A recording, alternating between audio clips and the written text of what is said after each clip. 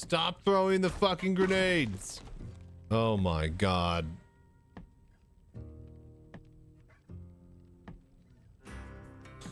All right.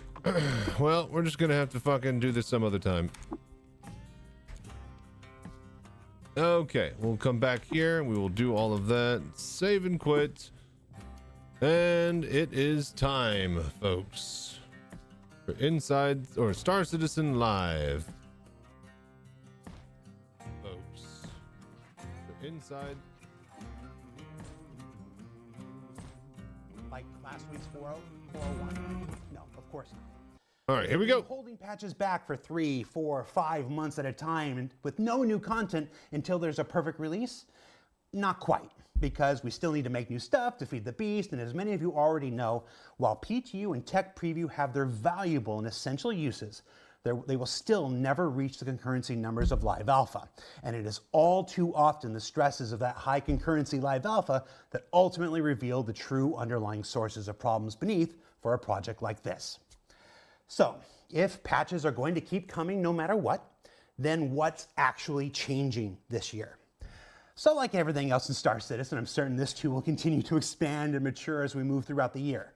But in its simplest terms, what this means is pulling engineers and programmers off of a lot of the new fancy feature work they've always been on and putting them on less sexy but more quality of life driven efforts like rebuilding elevators and transit to better work with the realities of server meshing, fixing issues where your hangar eats your ship and your cargo disappears, finally introducing some version of unique item recovery as quickly and as efficiently as we can. Yay. And much, much more. Jesus Christ. It means a greater focus on refining the gameplay that's already there in the persistent universe, and less time spent on continuously introducing the instability of a multitude of brand new features every 3 months or so. It also means a new content and gameplay delivery schedule intricately tied to the introduction of new ongoing story narratives for the persistent universe that allow you as players to reshape the galaxy around you, beginning with 401, and the faction warfare that will change Pyro by the end of this year. So what? No more new features? No. It just means that we're going to continue to work on new gameplay like resource network, crafting, and base building in the background, and do it slower, more deliberately, and with more time to cook. Yay. It means these new features not coming out as quickly as originally planned, because the same super talented engineers and programmers that used to be working on those are now fixing focused bugs on fixing what's essentially already there first. And when these new features are ready to do so, they'll go into expanded, dedicated tech preview testing instead of the PU to ensure their functionality and stability. Ultimately, this year is a recommitment to our desire to make Star Citizen a place where everyone can live out their sci-fi You got really dreams, shiny glasses. whether they're industrial, commercial, civil, impartial, or controversial, simply about traversal or other people's dispersal, but always universal and hopefully with little to no reversal. And to do so with an ambitious monthly patch cadence focused on content, not features, that we hope brings with it new places to go, new things to do, and new fixes to the issues that have often hampered the experience in the past.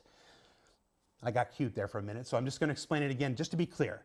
Monthly patches with little to no brand new features causing brand new instabilities, instead full of progressive bug fixes and refactors that will build over time, and with new story-driven content primarily utilizing game systems already in place that will continue developing the stories of Stanton and Pyro and beyond, of factions and sandworms and science run amok and more, including new in-game adventures and discoveries along the way. Okay, good stuff. And that last part is super relevant to you and me and our relationship, and why I'm talking so much right now. Quiet. That's not true. I've never needed a reason to talk this much. With this next evolution of Star Citizen's development meaning a more content-driven, in-universe experience, and with big feature work taking a back seat to fixing what's already there and then moving into the public tech preview development environment once it's ready farther down the line, so too must our weekly video offerings change. And to preserve that discovery of new story, to evade spoiling the outcome of new content, and to avoid doing 5 weeks of consecutive shows that all basically say, every engineer is working on elevators in transit right now, we're making changes to the weekly ISC and SCL content and cadence. So like everything else that continues to evolve and change as the year goes on, we'll be bringing Inside Star Citizen and Star Citizen Live together on Thursdays. We're going to be adding a new Behind the Ship series, Thursdays and alternating is the between day. them as the stories we want to tell each week demands. For instance, last week was BTS Fortune on Tuesday. This week, we're having Chief Technology Officer Benoit Beauséjour, who's sitting patiently to my right here on SEL, for an in-depth chat about 4.0 preview, why it was done and how it helped the project, how we used to work, how we're going to work going forward, answer questions about this new focus on stability going forward, and I've even pulled an extensive list of JIRAs that we're going to go over to find out what the heck is really going on with some of these persistent bugs. And then next week, you'll get another BTS show on the upcoming Super Hornet Mark II on Tuesday, and then an ISC on Thursday, where we'll dive deeper into what the content-driven side of this new initiative really means. We're going to recap the story so far and look at how the storylines of the Precision Universe will begin to take shape later this year. We haven't even started yet. I almost missed my mouth. So like the recent cancellation of the Lunar New Year free flight was done to avoid further destabilizing the current Star Citizen experience for our players, this change to our programming will provide a multitude of benefits for our players and developers, allowing us to preserve the full experience of the content work for a proper in-game discovery by you, but just as importantly, letting the devs keep much of their focus, frankly, where we all think it should be, on making Star Citizen and Squadron 42 everything we all want it to be. And with fewer distractions by me, the guy they've all come to fear and dread whenever I walk over to their desk. Except you. You don't get to escape. You're mine. Now, there will still be videos dedicated to the making of Star Citizen, just fewer than before. There will still be new ships added to the verse. Most will just use existing gameplay systems to avoid creating instability wherever possible. There will be more patches than ever before. Approximately once a month, we're currently counting about 10 over the course of the year, full of bug fixes and new story-driven content, and there's going to be fewer big-ticket features that we're used to in the past being introduced until things are shored up. In short, too late. It's going to be a very interesting year to be certain. And yeah, this is a lot of talk, to which I'm just going to say, yeah, this is a talk show. It's what we do on SEO. The ultimate proof of these efforts will be seen little by little, month after month, over the course of this entire year. And we hope you'll join us and continue to support us on this new adventure towards a more stable universe. So with that, I'm going to take a drink and we'll get started with the show proper. Roll the cue card. For the top. Okay. I thought about pre-recording it, but I didn't. We're doing it live. Oh, one take Huckabee. Hi, everybody. Welcome to Star Citizen Live. I'm your host, Jared Huckabee. And if you've never seen Star Citizen Live before, well, this is a really interesting one to start on. This is our special edition of More Stable Universe episode with me and Chief Technology Officer Benoit Beauséjour. Benoit, I've been talking too much. Say something. Hi, everybody. How you doing, Benoit? I'm good. I'm good. So for anyone who doesn't know you, let's start us off. Explain who you are and why you're the person that's here talking to us today on this show. So I'm the Chief Technology Officer, or as the acronym means, Chaos Team Organizer. And so my job is to now lead the engineers in their development efforts, but also in the development of the Star Engine and also both games, right? To make sure that engineers know what they have to do, that they have the tools to do it, and that they have the right priorities overall based on the two projects.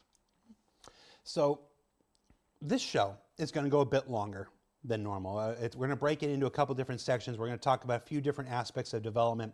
And then for the latter half of the show, we are literally going to bring up JIRAs on my screen, and we're going to talk to them about all the most pressing bugs. Well, not all of them, but many of the most pressing bugs, and find out what the heck's going on.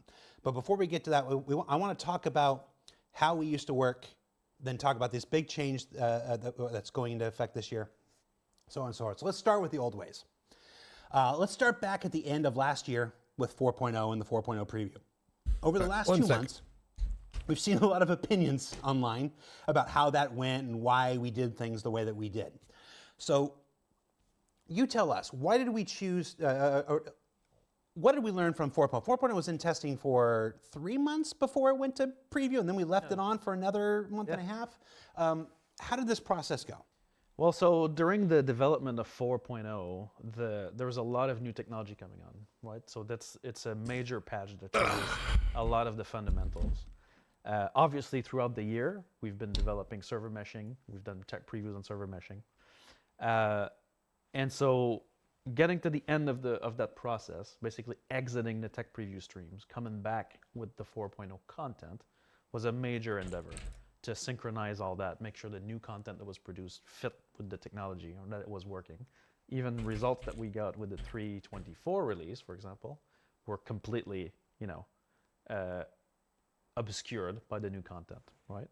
And so at the end of the year, we took a decision to split the two releases, right? So leave 3.24 up. Correct. Put 4.0 in a preview. Correct. Because as we were getting closer to the end of the year, right, and time's running out, what we knew from the integrations is that the patch was not quite ready because we needed more concurrency on it to discover more issues. And we were kind of at the maximum of what our PTU concurrency could actually deliver.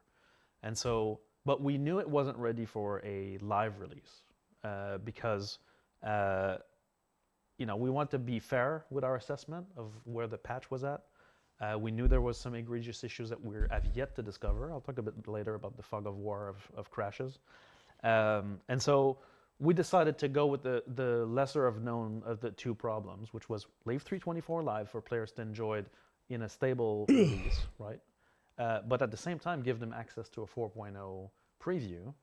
Now, since we had taken the decisions months ago that the 4.0 patch was going to be a full wipe, that gave us the ability to basically preview the patch, but allowing you guys to keep your persistent progress in the preview as we move up to, at some point, bring 4.0 on the live environment. So overall, I think that was a very difficult decision to do this option for us, but I think it was the best for the project because it allowed us to de-risk a little bit the .0 initial release, which had a lot of issues even during the preview.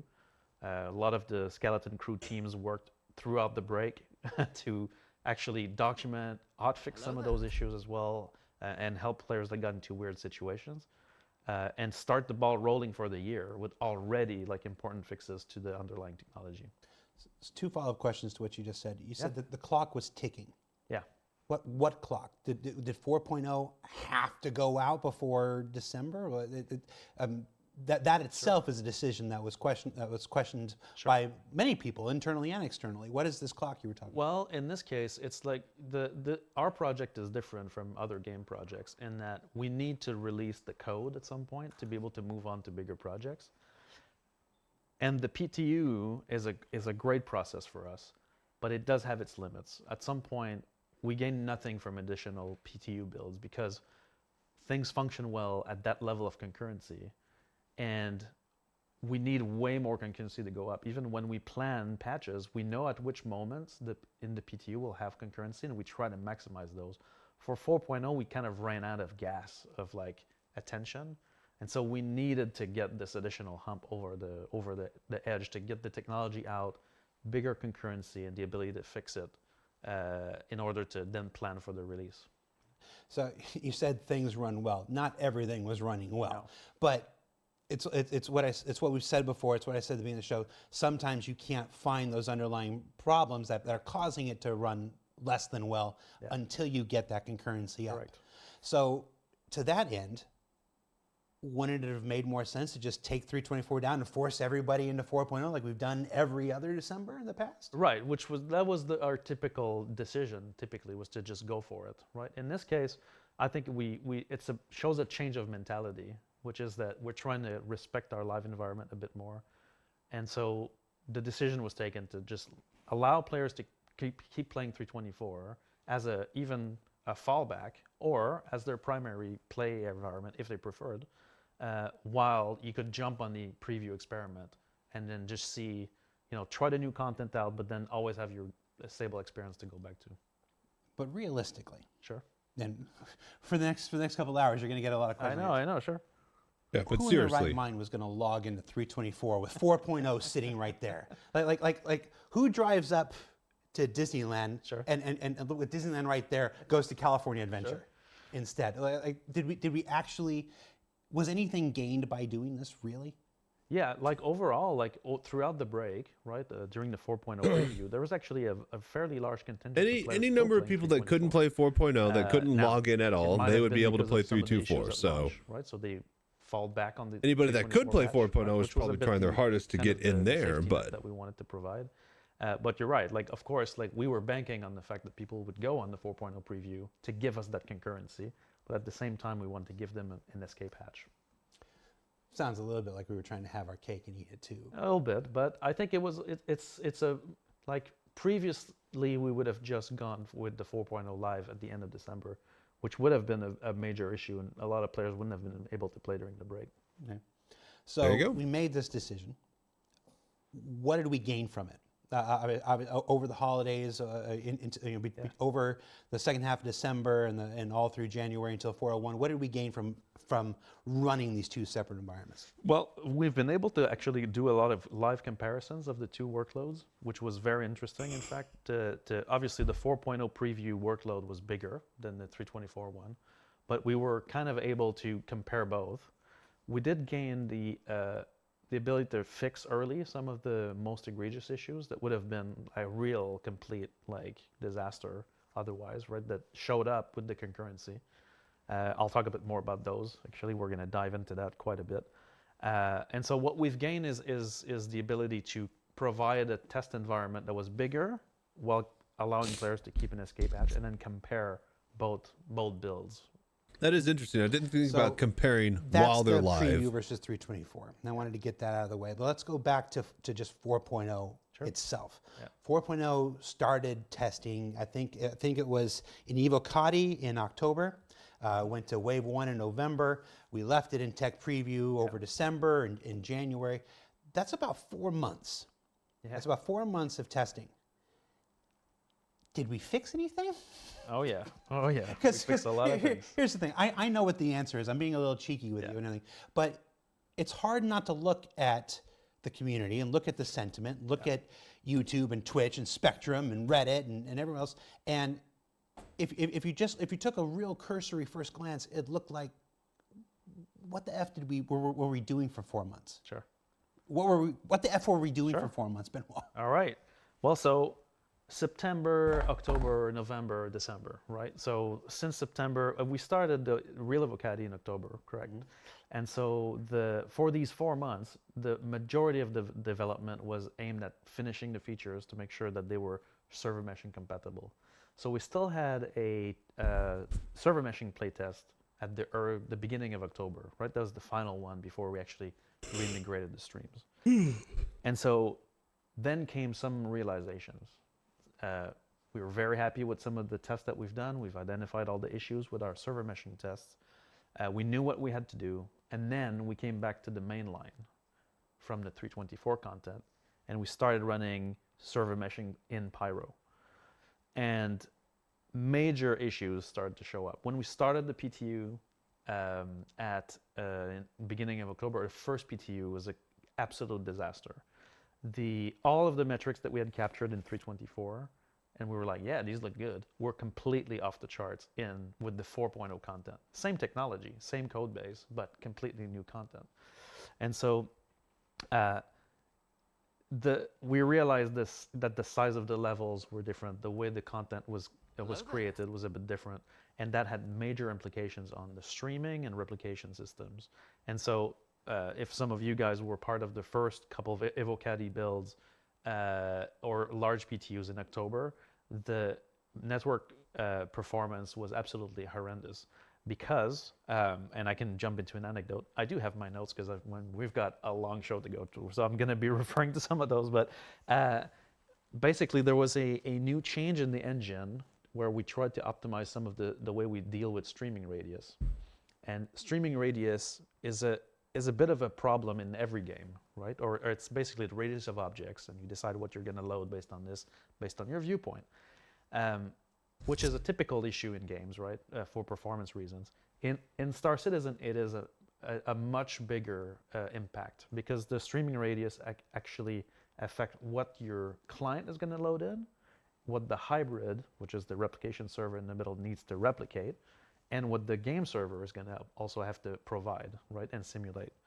And so there was an issue resulting from one of the engine optimizations where, now I'm going to say the final solution, not the how we got there. We had to investigate this for several days to find it. But basically, the way we compound and aggregate objects would actually inflate the bounds of things.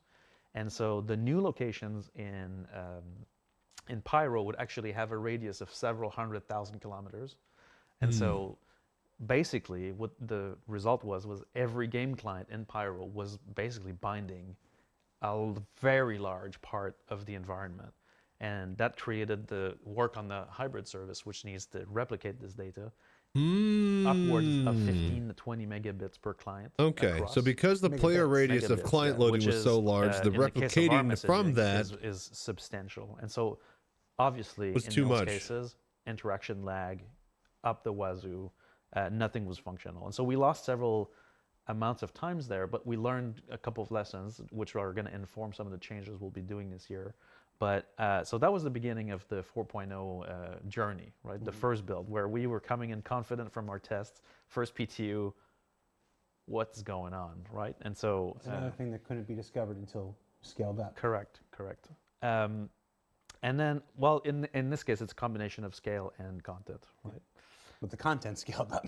Yeah, well, in this case, it's literally scaled up, which caused the streaming problem, right? So that's a quick anecdote. What else we've been doing on starting from there was we've established our player counts for launch, right? So from the testing, we decided to shoot for a 500 player shard with basically a 500 what we call soft cap and 600 player cap, which gives us some flexibility in matchmaking players on and off. That number felt good for several reasons, performance, but also and headroom, but also the kind of the ability for the game itself to support that amount of players. So the amount, I've talked about this before in some of my server meshing reports, but the amount of gateways we have for hangars. How many hangar holes are there around stations, right, for you to be able to get out without a big queue, things like that. With more players right now, the game wouldn't support it properly. So that was we've established those numbers. And then the team set up to finalize the latest elements that we've identified during the test to launch. So I've talked about network bind optimizations before, so that had to be completed. So this was a full, solid month of work to keep optimizing the network bind so that we stopped having these quick stalls. That was a very large one. Another piece of this was the teleport API. Now, I know that sounds, what is this magic, right? In a normal game server, teleporting objects is very simple because the server has all the entities in memory and you're like, just move there. Our teleport API needs to support cross-server teleportation of an object, right? So an object that's in Stanton technically can be teleported through the APIs on another shard. Another server in the shard. And so the teleport API had to be kind of finished. There are several systems that use this. For example, common example is if you die and we need to respawn your character, we need to move your player from where he died to where he needs to respawn. And that can be completely anywhere, right? So we don't know what game server will have it. And so in this case, the teleport API had to be kind of finished. So that's part of the work that was done in those 4 months for launch. The other one was the territory configuration. So if you followed the development during the last couple months, we went at some point from the typical small shard of like 2 servers and 400 players. And at some point, we exploded the size of the shards. That's because our new territory configuration came into play. And that's how we were able to experiment and come to the final level of the shards that we have now, which is basically we have 5 servers on each side of the star system. So each star system has its own space server. We call it space server for now. It's just a cool name because they treat the open space and the jump gates. But then after that, every major planet has its own game server that's dedicated to its zone. And so that really opened the shards up, and we were truly now in full server meshing mode. Obviously, a lot of issues came from that, not from the configuration, but from having more servers would have ripple effects on how the entity and the game would actually behave. So we have to touch that. we also identified something that we were not able to finish for 4.0, which was the culling of instance interiors.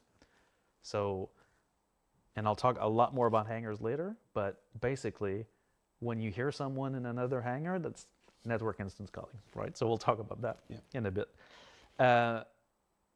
Now, one of the big fears that we had for 4.0 was that, of course, it's the debut of server meshing. It's a brand new, deployment for the game. It's a lot of technology change. But, there's always a subtext that performance is going to get better if we go server meshing, right? And the reality is the initial test showed that it did not. Now, not because of our assumptions were incorrect, but because, as always, when you don't completely drive on the performance, it tends to get worse. And so we mobilized everybody, like the entire company, basically, all the engineers, right? Where we started a series of, I called them Joker card initiatives, right? So several teams during the last push received the Joker card. And what that allows them to do is to cut the red tape. So, for example, the network team had the Joker card. They could request anything from any team and get priority. And that allowed them to really move forward on their changes and their fixes. And so we started a bunch of those Joker card initiatives on performance specifically. And so every single day we would take captures. We would review hundreds and hundreds of captures, identify code parts that needed fixing, and then literally without a big process, right? So we've cut the process down. You talked about JIRAs earlier, right? This part of the process, no JIRA, right? And we just called out, here's a performance hotspot. And then directors from the company, our amazing tech teams and our engineers just jump on those things and go, I know what to do, optimize, next batch, right? And we kept grinding like this to really make sure that we could deliver above 15 to 20 FPS per server, at least, right, to get started. And we want to go even further, but that was kind of our target, was to deliver something where we're no longer dipping under 10 at all, ever, right?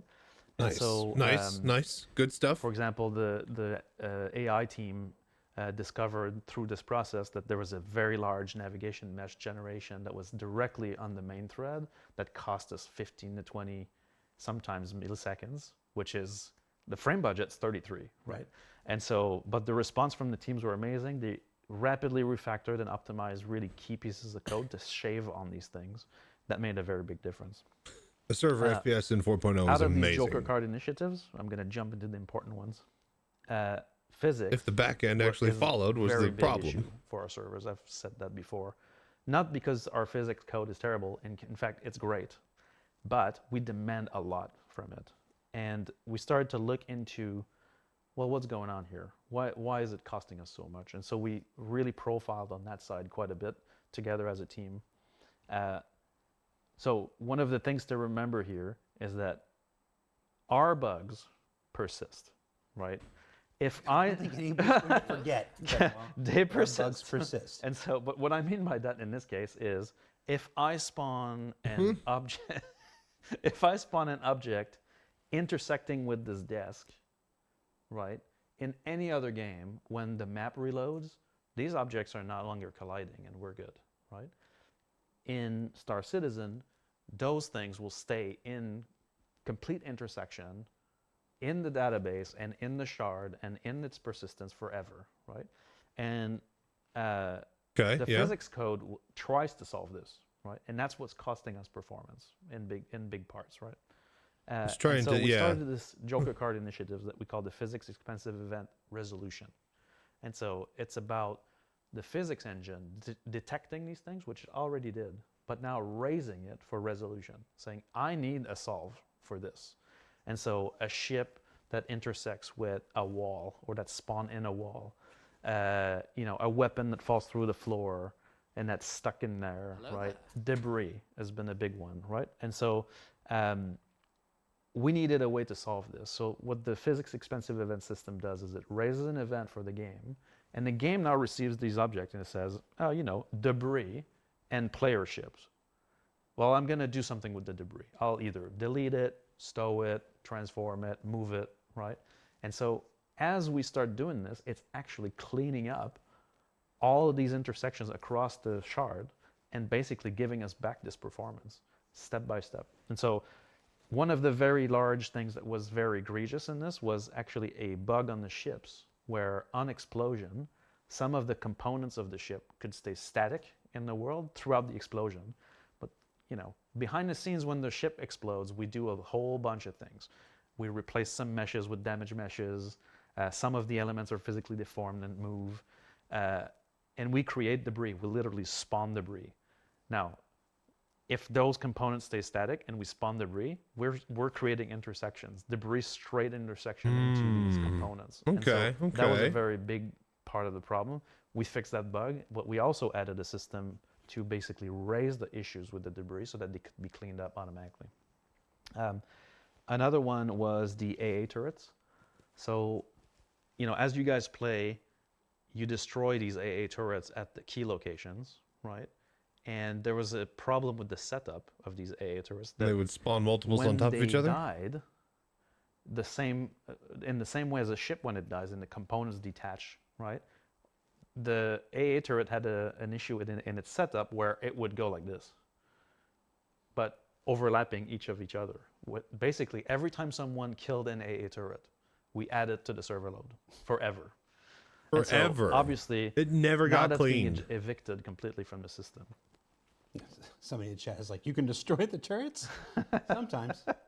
So yeah, they might destroy you first, but Yeah. I want to jump a little Yeah. ahead here. Just I don't want to get too far in the weeds. Obviously, all this stuff is super important. I've seen some numbers floating around in some various chats about how many bugs and how many fixes were actually resolved over the course of those 4 months. I asked you to look into the numbers. What were the actual numbers? So for 4.0, between 3.24.3 and 4.01, the team have fixed 2,900 bugs in total, but that's over 3,300 tasks. So a bug can require a couple tasks to fix. So in general, that's the number of fixes overall. I'm going to ask a very candid question because Go for it. 2,900 bugs is a very impressive number. But Did we fix the right ones? did you fix the right ones?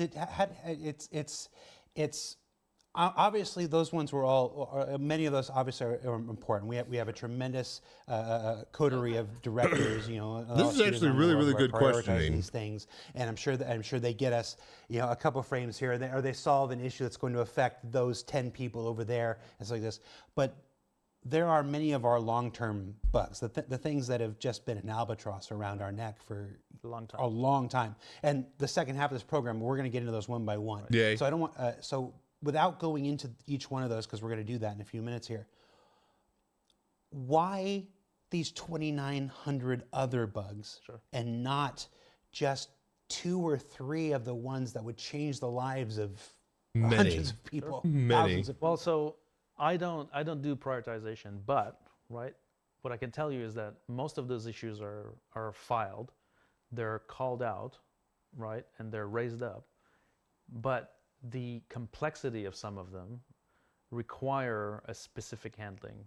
So, can't just have Joe Schmo tackling the hardest ones. Over the break, where we've hotfixed certain issues, like there was if I remember, a certain exploit that came out for some duping and some people thought it was a beneficial change, even though it was a bug, and we fixed it. And people are like, well, why did you fix it when you could fix something else, right?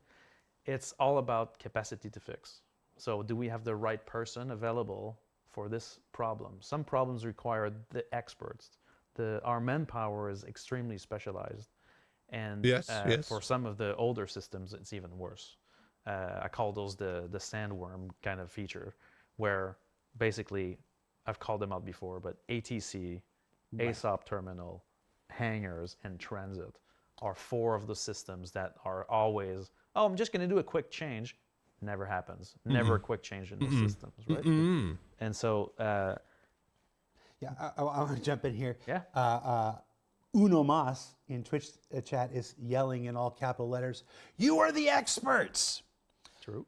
one of the things that if you watch any of our programs over the years, I've been doing this for a decade here now. Is that not everybody works on everything. Sure. Not everything. Kian is great at this, doesn't know crap about that. Paul is wonderful at this. Would be as lost as I would be tackling this other thing. There are a finite number of experts that are available on any one thing. And like we talked the last time you were here, the folks who made ATC aren't here anymore.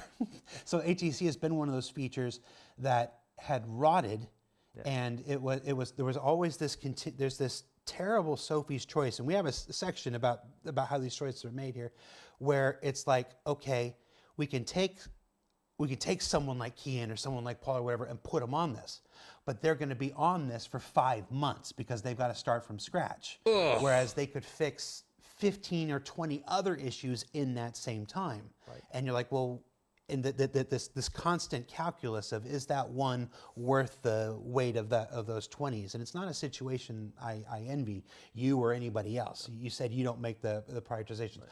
You're in these conversations along with everybody else. Yes. You mean you don't make them alone. You're not the sole person who gets to decide. Yes. And so like this, it's like many things are done in a committee because everybody's got their perspective, everybody's got their priorities, everybody's got their idea of what they think is the most important. Right. I've been in chats where Chris will say this is the most important, and Aaron will say this is the most important, and Jens will say this is the most important. And you're like, well, no, this is the most important. And we have the same conversation that the backers have, just 3 weeks earlier is usually what I say.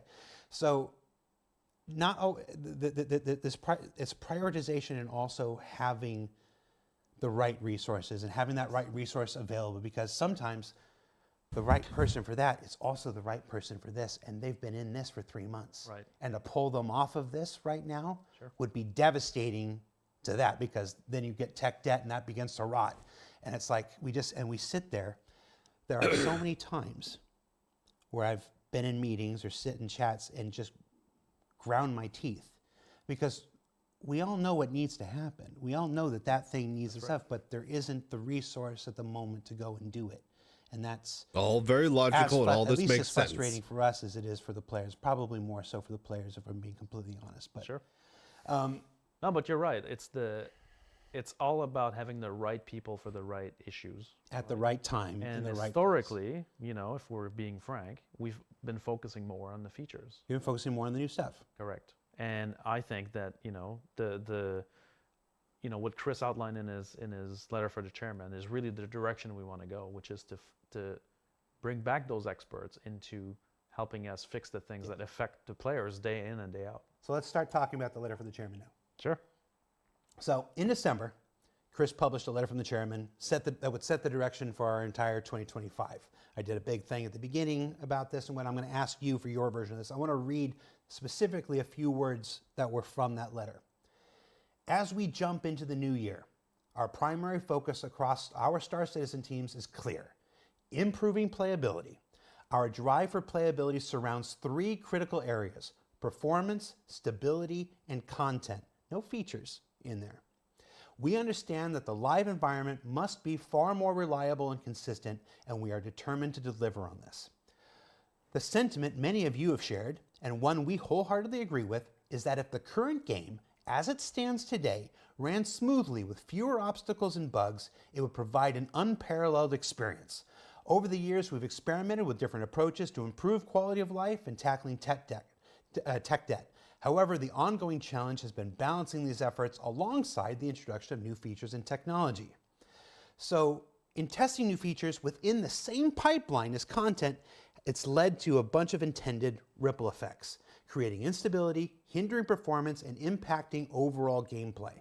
In some cases, new features that are not fully mature have delayed the release of content or caused blockers that impact our progress. This has prompted us to reevaluate our approach to feature and content rollout, focusing on steps that we can take to bring the game to a better state while maintaining steady delivery. And that's the end. That's the last I'll read from this stuff. So I just got done at the top of the show explaining what that means in my words. Right. I want to hear what that means in your words. What are we actually doing to put those words into effect this year? What are we actually changing? Stage 1 is we're committing more resources to fixing issues that affect the live environment, but also that are reported by players. And so in a typical setup, we have to take those resources from features, right? So that means that normally, if we're on 50 different features, all these engineers are working on new content to build new components or new features, new UIs for these new gameplay elements. And this can go on for a while because there's prototyping, there's iteration, White box, gray box, merging QA, and this can take you a need while to bring artwork in, for and it. as Chris is pointing out, it creates ripple effects. And so we have to slow down on the features to get those resources to jump into what I call these Katamari issues. Like, we're going to look at a couple later, but issues that require, oh, I need a physics expert. Oh, I need an audio expert. Oh, I need a graphics expert. Oh, I need a gameplay expert. I need a guy who wrote this system. I need a guy who wrote this system. An issue that just keeps growing until it's solved. In order to do that, we need to give a joker card to those issues. And so that's what we're going to do this year, is to slow down on features. We still need to build features, but we're going to pick the ones we can do while still investing in correcting the problems that we know have been in the game either forever or that are I'm really interested to see how fast they fix key problems when they're actually able to throw their full weight behind them. Right? So we'll talk about refactors, I'm sure, in the next Instead of list. just whatever leftover weight they have available. It also means, you know, what I put in my notes, because, you know, we kind of prepared a list so that I can just organize my thoughts, but increasing bug fixing quotas for teams. So in general, you know, teams have not necessarily a quota to fit, but they have an allotted time for bug fixing. We're going to try to jump that by a lot so that we can actually jump on more bug fixes that matter. That's the thing that's key, right? Even though we fixed 3,000 issues, you know, there are maybe, you know, 15 or 20 or 30 issues that are really affecting players day in and day out that are bugs or defects that must be resolved. And so we've put that in a list called the director's list. So every director has a chance to basically flag an issue in their domain and say, I'm going to need a joker card for this issue, and it needs to be solved, right? And so that list is also going to transform itself into a release criteria. So, you know, typically when we do a PTU, we're going through these waves, right? You know, the process at which we go to the next wave is always a bit, you know, it looks good. We look at metrics. We look at, you know, disconnects and stability in general, but we don't necessarily look at quality of the game specifically because we're in development, and so it's always been a bit different for us. But I think that we need to change this process for us to move away from being an alpha game. We need to start moving away from the word constant development. In order to do that, we need to professionalize our criteria for launch, and that means that director's list needs to go down. It needs to get the solves that it needs. And those become criteria to move forward. Now, we're going to have to make decisions because we cannot fix everything out at the same time. Again, it's a question of resources, but the goal is to make a significant dent in that list, even if it keeps you know, going up there. You said take or increase the number of engineers and programmers. You're not talking about going out and hiring 100 new people. No. You're talking about, you know, the people who were working on base building, the people who were working on crafting, the people who were working on resource networks, like that. It's about taking those seniors, those people with the experience, the one that Uno Mas said, the experts. About taking those experts and pulling them off the new feature development, and putting them on the less sexy, you know, stuff like, hey, fix an elevator. That's an example. Honestly, you know, a working elevator sounds pretty fucking sexy talk to about me. The 3 areas that were covered in the letters to the channel. We'll start with stability. Yeah. So I know this is going to sound like a simplistic Here in question. the next 5-10 minutes, I'm probably going to lots of cut, star citizen. I and can we'll see let them you in the chat right guys now. watch the rest of it by yourself, and I'm going JJ to Land pass out watching the 614 second says, half "No on one my cares about couch bug in my fixing." other room. Is everybody right? Is JJ Land 614 right, everybody? Sorry, there was no reason for me to do that. Sure. So lots of people who have followed these shows and they know parts of this. I've seen the people in the chat. I already know this because I watch everything. This is a show for everybody. Right. What does working on stability really mean? What is we've had a lot of platitudes here, and platitudes are necessary. They're helpful to explain things, but translate this into real world shit for me. This is a good episode, I feel. What does working on stability There- actually translate into as far as action goes? Well, it translates into aggressively monitoring what we call internally stability. Covers like some of the very simple metrics, like do servers crash, right? Or do hybrids crash? Do clients crash? And together, do these cause client disconnects, right? And so all these metrics go into what we call basically stability, but it goes further than that. Those are just basically the indicators, like the big level indicators. What stability is like things like bare bone things, like are you able to successfully connect to the game? Can you log in? Correct. Can you log in? Can you do successful interactions? Like, can you go to your ship Can and you open press a F door? to join your cockpit and then not it take 35 seconds? Is it consistent and reliable? Meaning, like, is it like this all the time? Or is it there only sometimes, right? So stability is about consistent and reliable experience interactions. It's also, when we work on stability, we're talking about improving the observability. So teams that, when you guys are playing the game, you have a very immersive experience, and issues that affect you during your gameplay are part of your bubble, right? We need to be able to see those issues from the outside. So from the server side, from the cloud environment side. And so improving observability gives us that, because there are many systems in the game that have not been instrumented to be observed, right? And so sometimes, you know, some older systems, I'm not going to name ATC, you know, are going to have like some hiccups that we can't even see, but players report to us, and then we have to investigate, but we need more observability. So that's working on stability as part of that. Changing systems that typically are problematics into self-healing systems so that they can just repair themselves. So when they get into a case that we know, we just modify the system to make sure it tends towards a state that's functional. And the observability comes into play to make sure that it does function. Working on stability also means establishing budgets. So budgets for errors, budgets for performance. And so that affects everybody in the company. But if we talk purely on stability, it's all about, is the content that we've produced here or the feature we've produced here using too much resources, whether it's CPU, GPU, server calls, bandwidth, storage, networking. So reinforcing those budgets, going about finding the offenders, right, that go above these budgets and chasing them down, solving them. So that's stability work. Reducing error rates, obviously, that's part of it. That's the resulting. And the challenge with working stability is that, especially in light of server crashes, is that it's a fog of war.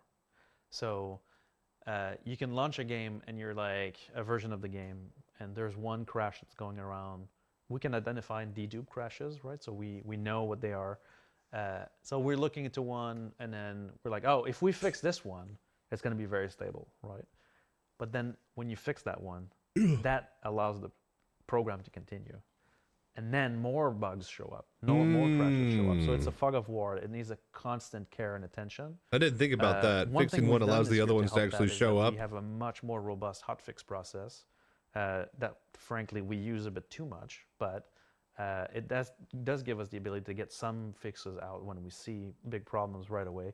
But it's to contribute to that fog of war. So that's what working on stability for me is. It's all of these issues together. Do the same thing for performance. Sure. Performance is it's a larger one, and so performance touches on both the client, the hybrid, and the server. The hybrid is the replicant that takes care of the networking, and so performance is about, obviously, frame rate to begin with on the client and on the server.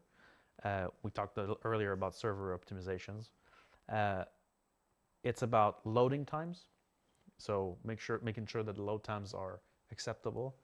In all kinds of areas. Like, I'm not just talking about the loading screen. I'm talking about loading in assets, streaming in an area, fully initializing a full location, right? That's the load times I'm talking about.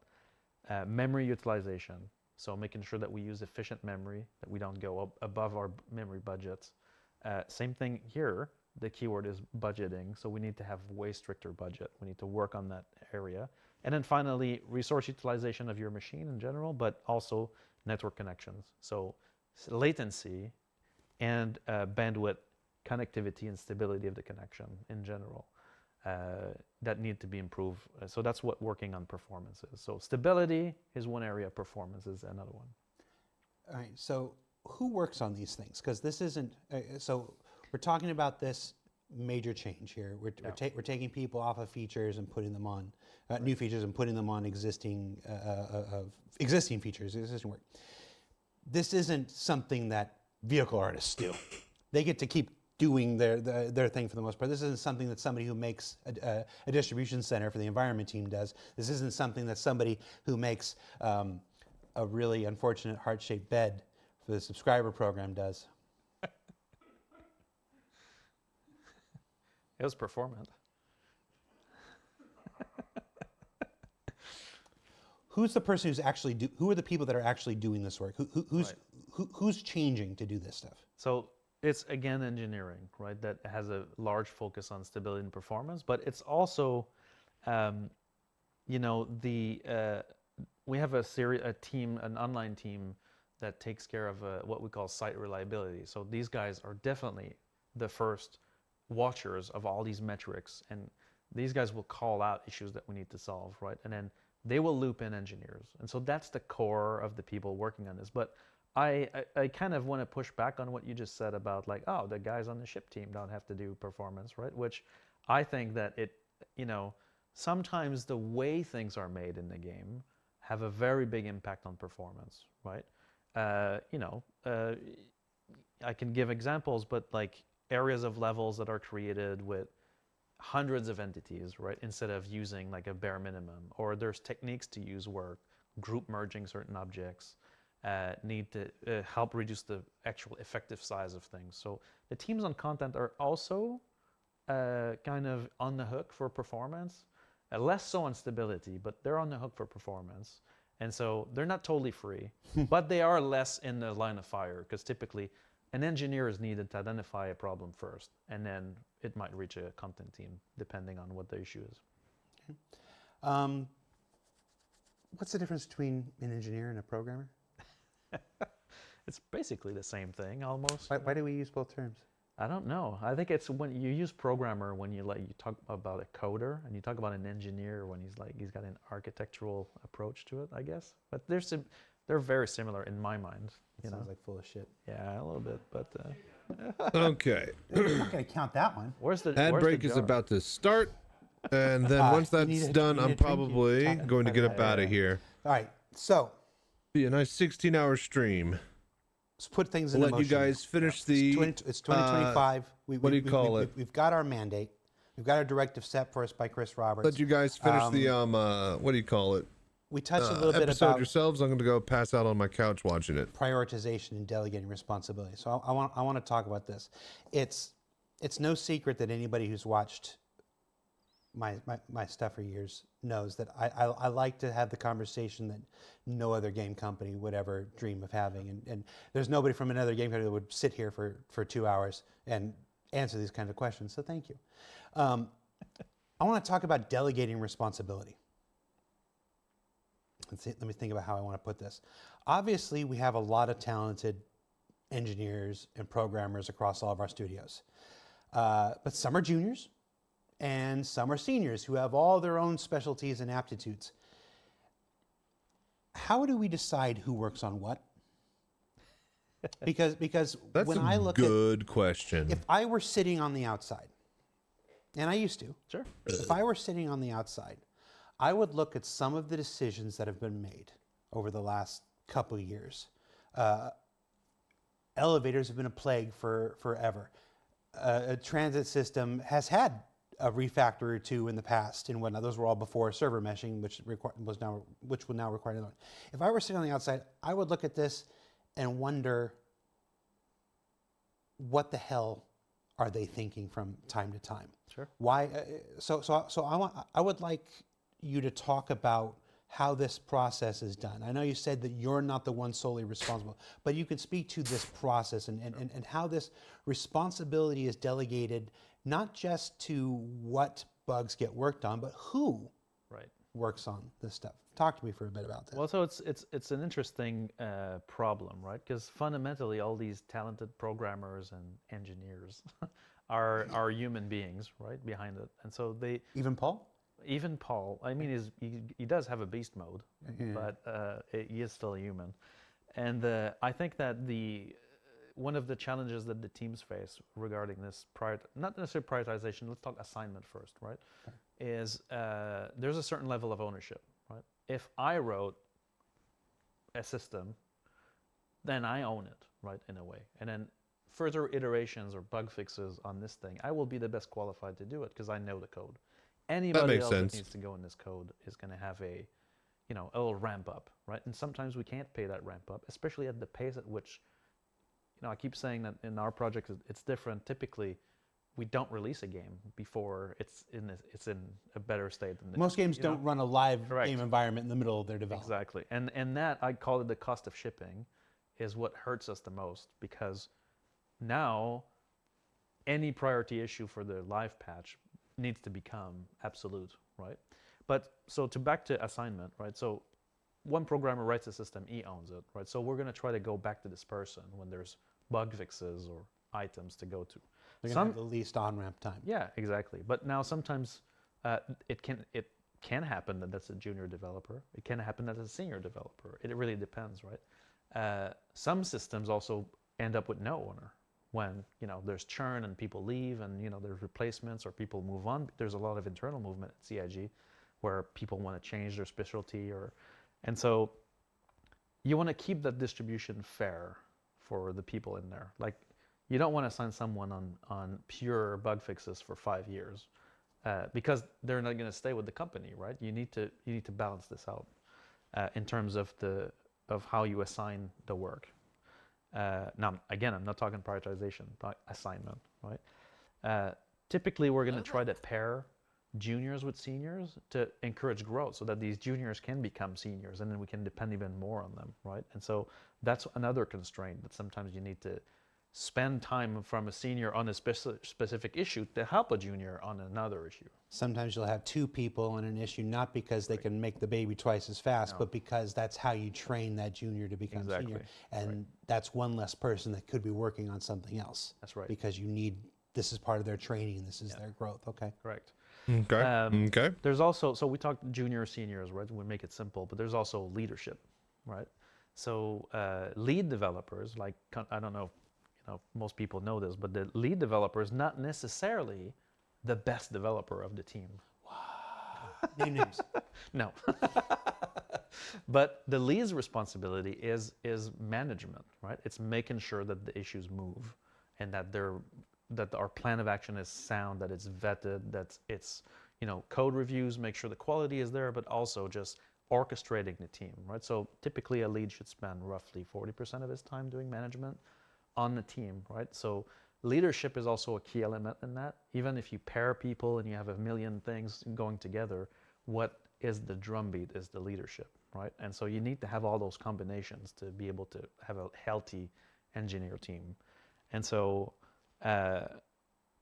you want to avoid overburdening as well. So sometimes you have some developers that come into the company and they're really good, right? But they're juniors, right? So they're learning fast. They have a lot of energy. They're going for it.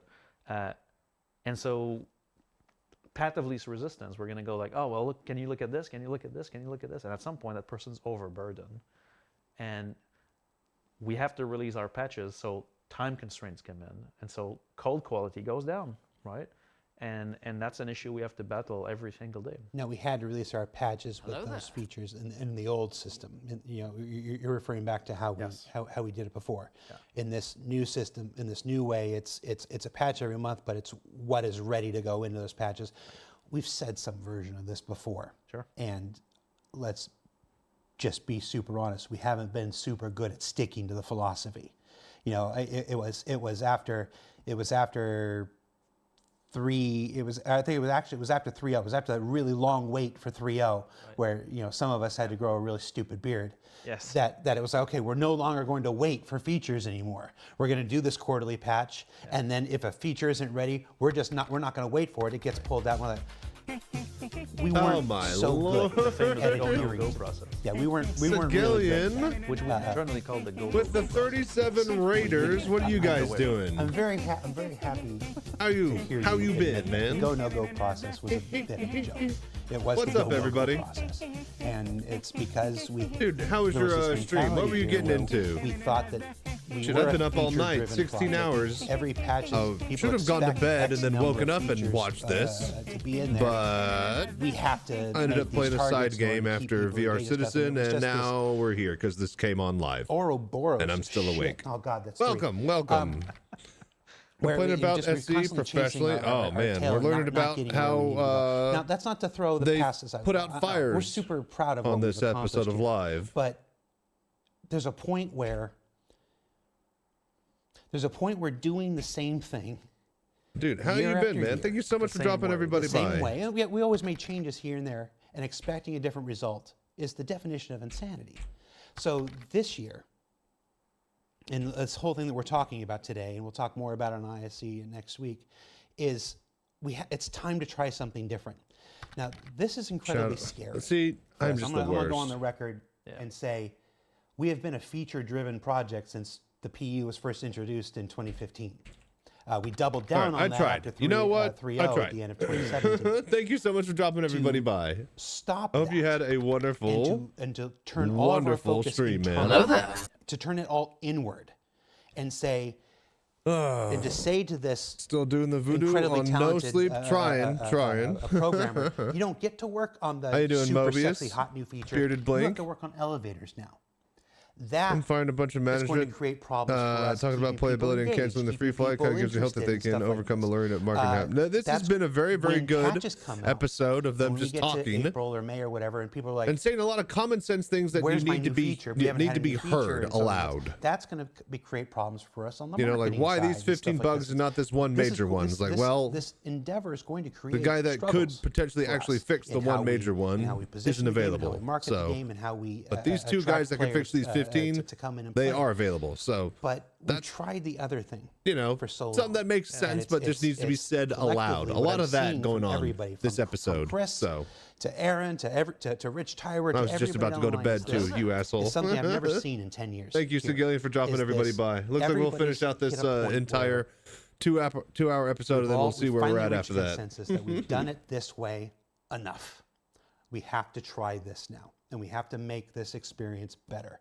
Opium and copium, famously, indeed. We were watching a big streamer. What about jumped their in the game on VR Friday, guy? Oh, had like he's the 17,000 engine team guy. viewers, Until and that's 17,000 fixed, people- then viewers he were just becomes the watching VR phone in the guy. elevator over there, and it was So, just like we had already made this decision. Like Gen this decision 12 has been in place still since an December, issue that he but we needs were to all be just working watching on. going, So, man, this can't come fast enough.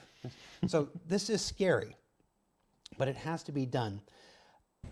I want to ask you another question about this assignment and the priority stuff. I just touched on it.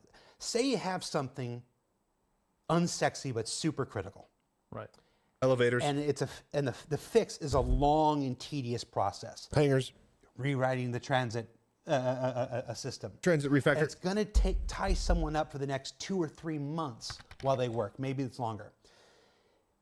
Is this something you put on a senior because it's super critical, and then you end up tying that person up for an entire quarter of the year? Or is it something that you stick a junior on because you need that senior doing 3 other things instead? Is this not the ultimate developer Sophie's choice? And is this not what we've So this has struggled basically with been this for entire episode is a this type of decade, talk. well, the time I've been here. How are we fixing this now? Well, so previously the answer would have been junior with some support, right? That's what we would have done before. It would have been Stick no, a we junior can't on it. compromise the feature. You know, this work is important. It's going to be transformational for the PU. This fix, or this rewrite, you know, we're going to give a support network around someone that's in the team that's not necessarily one of our superstars, you know. And I mean, I want a team where everybody can grow into a superstar, you know, but sometimes, you know, you have to be in the middle, right? And so the previous setup would have been something like this, right? Where we would give a support network, but the person in charge would have been, not necessarily like the leads and the people that really push the needle, because those would be on transformational features. What's up, for Bite Size? The answer this year will be no. We're using our transformational players to come and solve these problems for us. Yay, because the they have big to be boys, solved, the big right? guns Like, are we being keep talking brought about out. transit. It's not, transit has touched 1 million people at CIG, and we've tried to, keep it running for a while. But now it's time to put, a real effort behind it, right? Which is to basically take resources from the transformational elements and go and fix the foundation. So we've now called ourselves out on our own BS, and we're now putting everybody where they need to be. How do you decide I got one too. whether that old feature is fixable or whether it's so far gone that it needs a refactor? Sure. Well, so that's a good question, right? Because sometimes the worst cases like this is when a system or an issue is like almost fixed, right? Where like a developer comes in and is like, oh, I have a fix for this, right? But what we need to do now is also look at these features to answer that question, which is the way the feature or the system was constructed compatible with what the PU is going to be or what the technology behind the PU will be, which is a combination of the What about not being able to log in, Mobius? That has been a very This is a good 5% of the people. It feels like they can't even do that. Even on its own without server meshing, and then the systems under streaming and server meshing together. And so there are systems in the game that are not adapted to that approach, right? And so when we look at there was another instance he said that like when they finally fixed one bug, then that opened up the floodgates, and then it hit immediately 3 or 4 bugs right after that. So like you don't think about that type of thing when fixing a bug actually, allows it to work, but then now things that were, gonna be broken anyways with that are now obvious. So that's how we make the decision, is really we're gonna have to look deep in all these things to decide which 100%, exactly. Like we're calling out some stuff already. Yeah, I literally saw a meeting earlier today where you're literally presenting every single engineer in the company, and it's like, okay, it's like, and it was a collective effort. It was okay, so it's where do we put this person? Where do we put this person? I've never seen in the time that I've been here such a granular kind of overarching, okay, no, we need to reevaluate everything. All prior assumptions are done. Let's look at the entire field of players we have and decide who's supposed to go where best. Oh, my Stop toe. everything, fresh start. That leads me to my next question here. So we're a company of just stubbed it on near the or over freaking 1,000 people. I can't keep track across the studio. Ow. But there's still a Fuck. limited number of these engineers and programmers in the company. I was trying to Delegating reposition them my between foot these somewhere more tasks comfortable. is That is hard not enough. comfortable.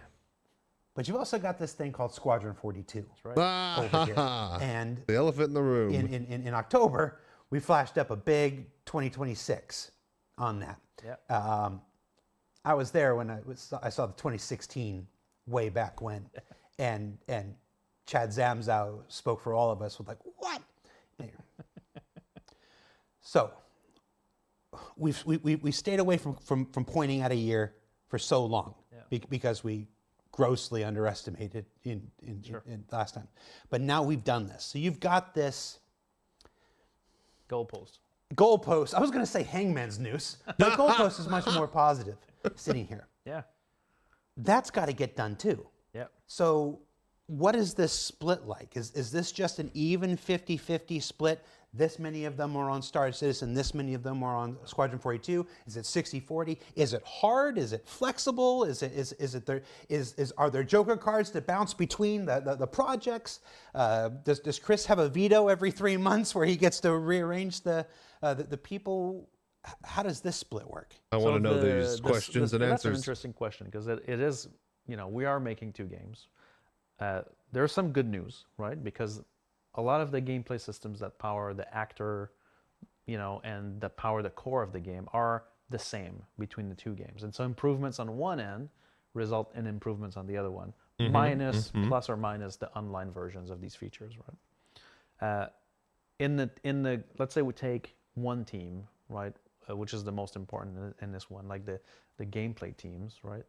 That's where we have to be more fine-grained, right? There's this thing that we have to be careful about, which is context switching, right?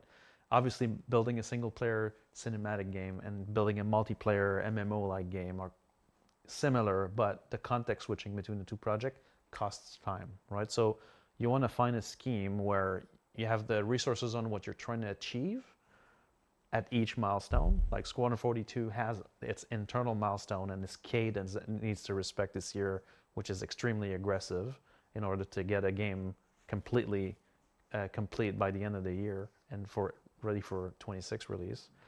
And so there are resources that are, more suited to the type of things that Squadron 42 kind of needs right now in its polish phase and its finalization phase for all the levels and all the chapters. And so obviously these people will be favored to work on Squadron 42. So there's a series of people that are on there.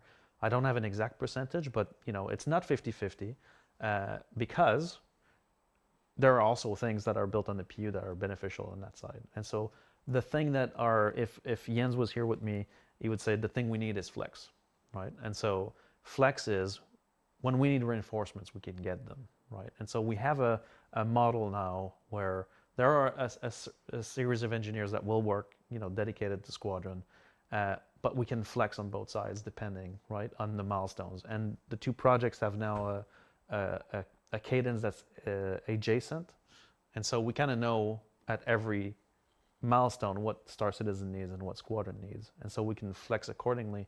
And these features are kind of a lot of those features are similar in both ends, and some of the bug fixes that we need on SC are also needed, right, on both sides, especially actor-related bugs. And so it's a tricky balance, right? Yeah. I hear what you're saying, and it makes sense. And I was in that meeting where Chris and Jens were talking about the need for flex and stuff, and I agree. But It's my first show in 2 months. Maybe it'll be my last one. How did there's a phrase that comes to my head when I'm listening to you. Says it's this jack of all trades and master of none thing. Now, that's not precisely analogous to this, but if people are bouncing, how does any one thing get done? That's the first question I have there, and I know there's no easy answer to this, but you agreed to come on the show and you agreed to take the uneasy question, so I'm taking advantage of our decade-long relationship and putting you on the spot here. It's absolutely important if this thing in Squadron has to be done because it will unblock 50 other people. So we'll take those 2 people from Star Citizen for 2 weeks and get it done. And that's a worthwhile use of flex. Sure. And I understand why that exists and why that's important. But how do you keep that from becoming just this, and we just left with this two amorphous blobs that never get finished? Sure. Yeah. The key is in the specialization, right? So we have teams like, I can give an example, like the mission system team, for example, are highly specialized in the online mission system, right? And so... Oh, and Elliot Maltby, don't leave him out. And Elliot, right? The Kid Rock of missions. But this assignment, right? You take the resources that are good at one element that one project needs, and you can dedicate it, then you're not losing anything from the other side, right? The flex obviously is there in your extra kind of chunk of resources, right? Every team has like core members and extra members that can flex. And so the idea with this has been to make a plan where we can actually focus on the things that matter, and we pick what we think matters, right? So our player experience team on the SC side helps us, like for the bug fixes that we're going to be looking at in priority, we know what those are. So we make sure those are covered. So it's about not just prioritization and assignment and just blatantly going SC, Squadron, It's really about looking at what do we want to achieve? And on SC, we want to achieve a better playability. And so we're going to commit resources to that. The flex will come only when we ship, right? That's the moment where flex actually happens. So end of milestones, And so the impact at this will kind of be minimal because we minimize the context switch on the key resources. Like leadership is a key part of this. The right leads in the right places make a big difference. Okay. Those ones need to not move. That's the Yeah, no, it makes sense. It's not a question with an easy. It's not a question with an easy answer, and it's not a question most marketing shills would probably ask their execs live on yeah. the internet. But like I said, we're going for it. We're going for it. I appreciate the honesty. I want to talk about one more topic. Call that out when we see it. Before we get to a topic that I've listed in my notes as persistent buggyverse, Right.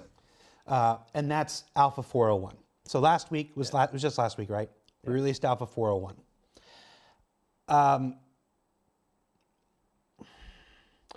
I saw people online, people that, if I'm being as frank with those people as I am with you, probably should have. Some people expected the silver bullet patch. Like there was a letter in December, and they thought in January there would be a silver bullet where everything was fixed. And I personally find that expectation a bit silly. On the flip side of that, though, these are people who have been waiting. Yeah. They've been waiting a long time for us to figure no this bueno out. if they came out with the show and actually everything said, no, I agree. For us to like, of course, today was just going to be come in from the cold and realize that if so many years of doing it this way, if they did anything but what they're doing right now today, then I yes, understand the would have been red frustration flags and raising alarms for the entire justified, community. But I'm pretty being confident that completely they finally It realize was what not needs to be a done. silver bullet patch. Sure. This 402, it might even go to PTU today or tomorrow. We're here, so I can't see the chats that they're trying to put on PTU. For the end of this month, will not be the next silver bullet either. Right.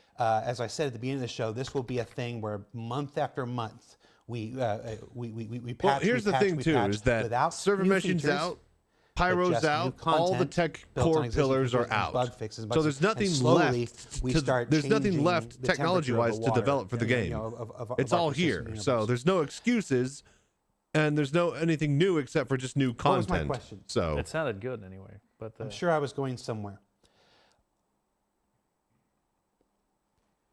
Is this the approach? Is this the? When can we start? So I see what I read, and what I read is what I wrote for myself is dumb. I don't want to go ask off that script. question. Let's I want to. 401 did not solve all the problems. no. Is it a legitimate improvement over 4.0? yeah, In many areas, it's a drastic change. I would Yes. say yeah. Especially for the issues that affected a lot of players during the break. If you played during the break, There were on quite a lot of 4.0 people that preview, are shard like, locked, that are less a shard lot of locked now. Very There's still some people that are shard locked. problems So have been solved in 401 or hotfix, right? Because the 401 also includes all the hotfix from 4.0. So it is fundamentally, a better patch, but it regressed in key areas that are very problematic. Yes, I'm looking at a chat right now. Very. Drastic. Yeah. With Yes. yeah, lot of the them. elevators didn't get from better. the observability standpoint, right? Not from the.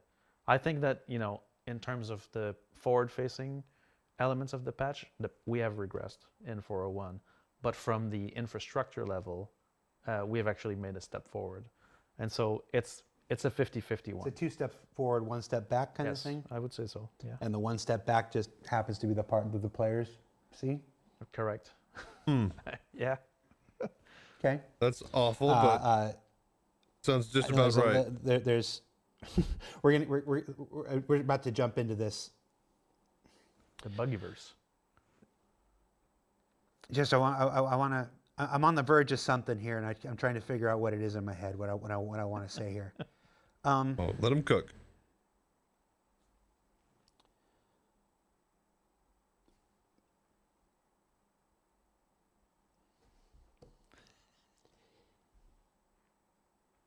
I guess what I really want to ask is, okay, it's not going to be in one patch. It was never going to be in one patch.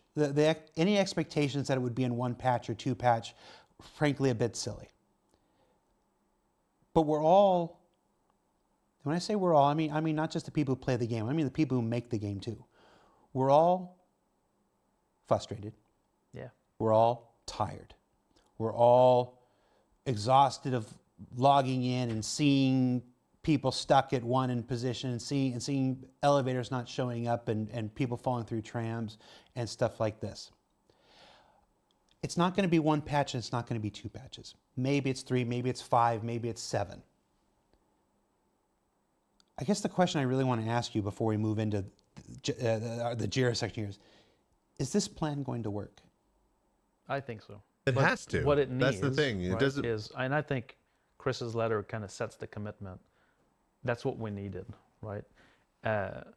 Going from the previous way A of year making the ago, we were game still to this new asking, way, is server meshing gonna a work? company Right? of our size takes It has takes to work. time to shift gears, And they change got it to direction. work.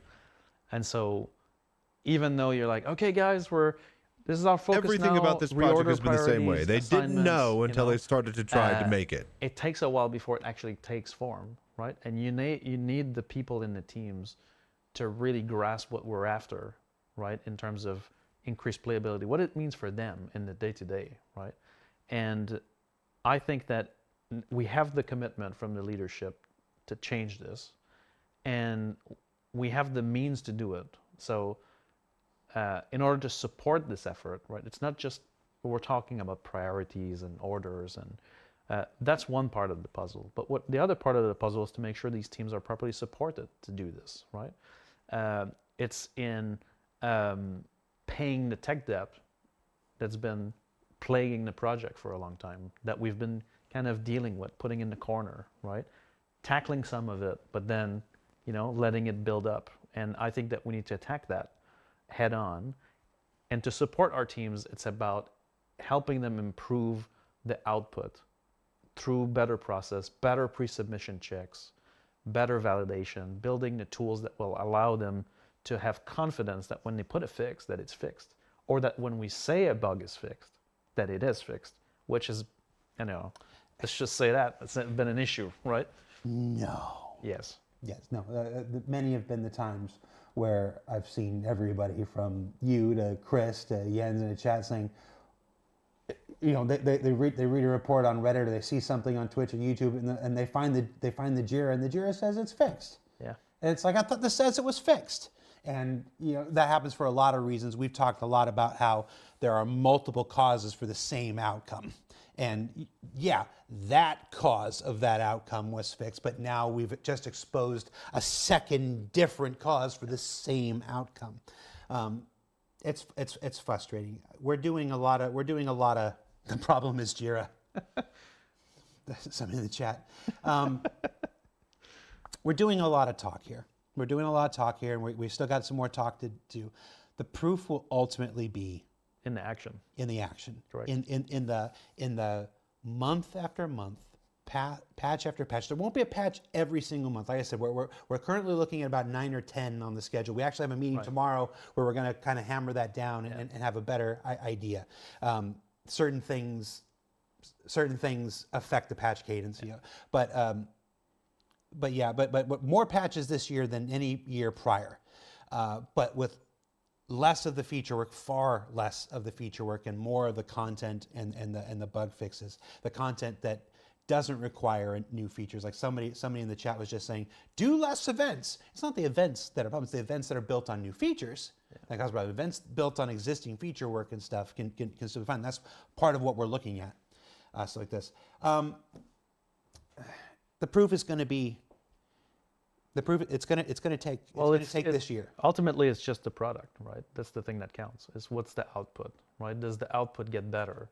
Are we still dealing with the same problems that we've seen before? Did we actually solve any of those issues, or are we still going to look at, interrupted missions or any of these bugs that are plaguing us, right? And I think that's the key, right? And that's how we should be measured. It's in, does this new method work? Is the product improving? Right, and its quality. Yeah. Kid Casper, first-time chatter, says, did a dev ever play Siege of Orison? Yeah, Siege of Orison is a great example of an event that took substantial feature work and the feature work that was underneath it was the stuff that was not ready for prime time. It's not exclusively the idea of an event that's bad. It's how you build the event, whether you build the event on current, existing, proven technologies, or whether you try to do something crazy. And we're still going to try to. Let's be real. I've been here for too long to sit here in front of everybody and say, we're going to stop trying things new. That's not who we are. We're going to dramatically reduce the risk. We're going to dramatically reduce how far out over the edge with new things that we do. There are going to be moments this year where we still try something new here and there. And hopefully it works better than in the past because of our new tech preview situation, because of the new methodology. There may be one or two moments this year where we try something new and it still bites us in the butt. That's just, I've been here too long to even remotely hint at saying otherwise. But on the whole, what I've seen from people at every level this year is something I've not seen in the 10 years I've been here, and that is this collective realization that we have to change and stuff. So I'm more hopeful for this year than I've been for other years.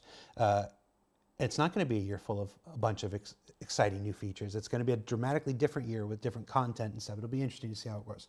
It's scary because we've never. Oh yeah, it's completely different for the project for sure. All right. Persistent buggyverse. Yeah. So,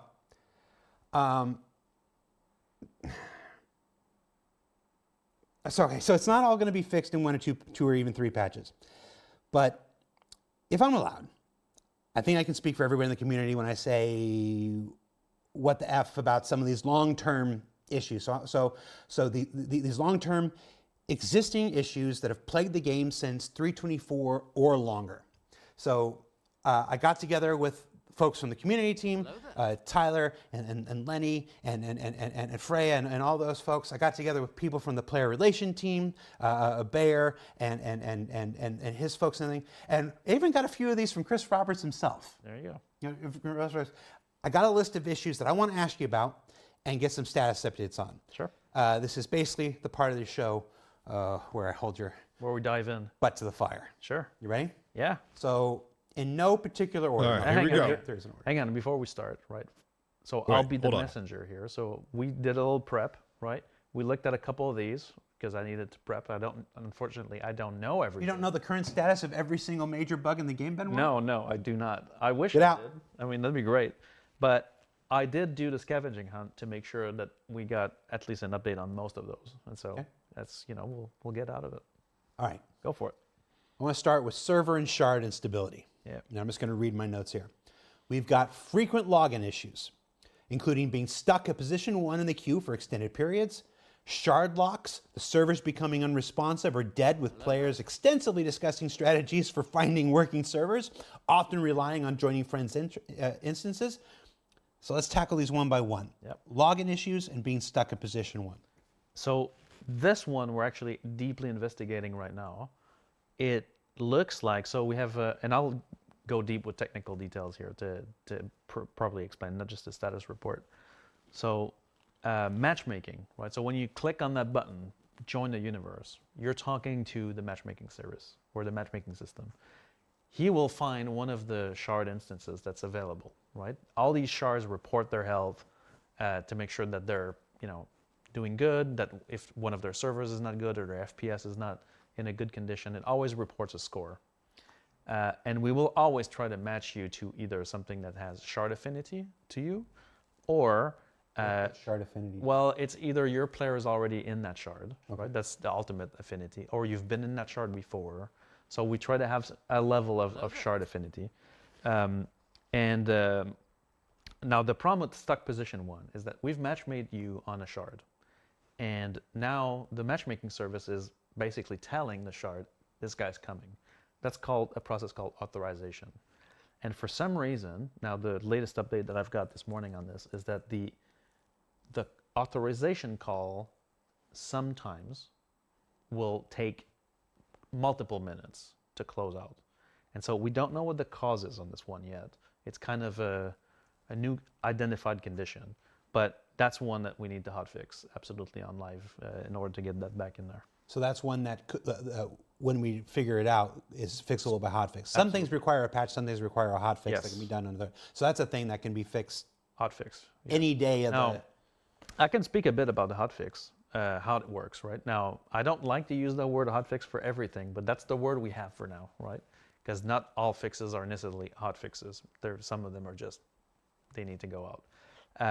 But so what we cannot fix right now is a server change. So a change that goes on the game servers. That's one of the easiest things to roll out. So we can actually make a code change and then we start deploying it, and then your game servers will slowly start updating, right? And that is the easiest one to roll out.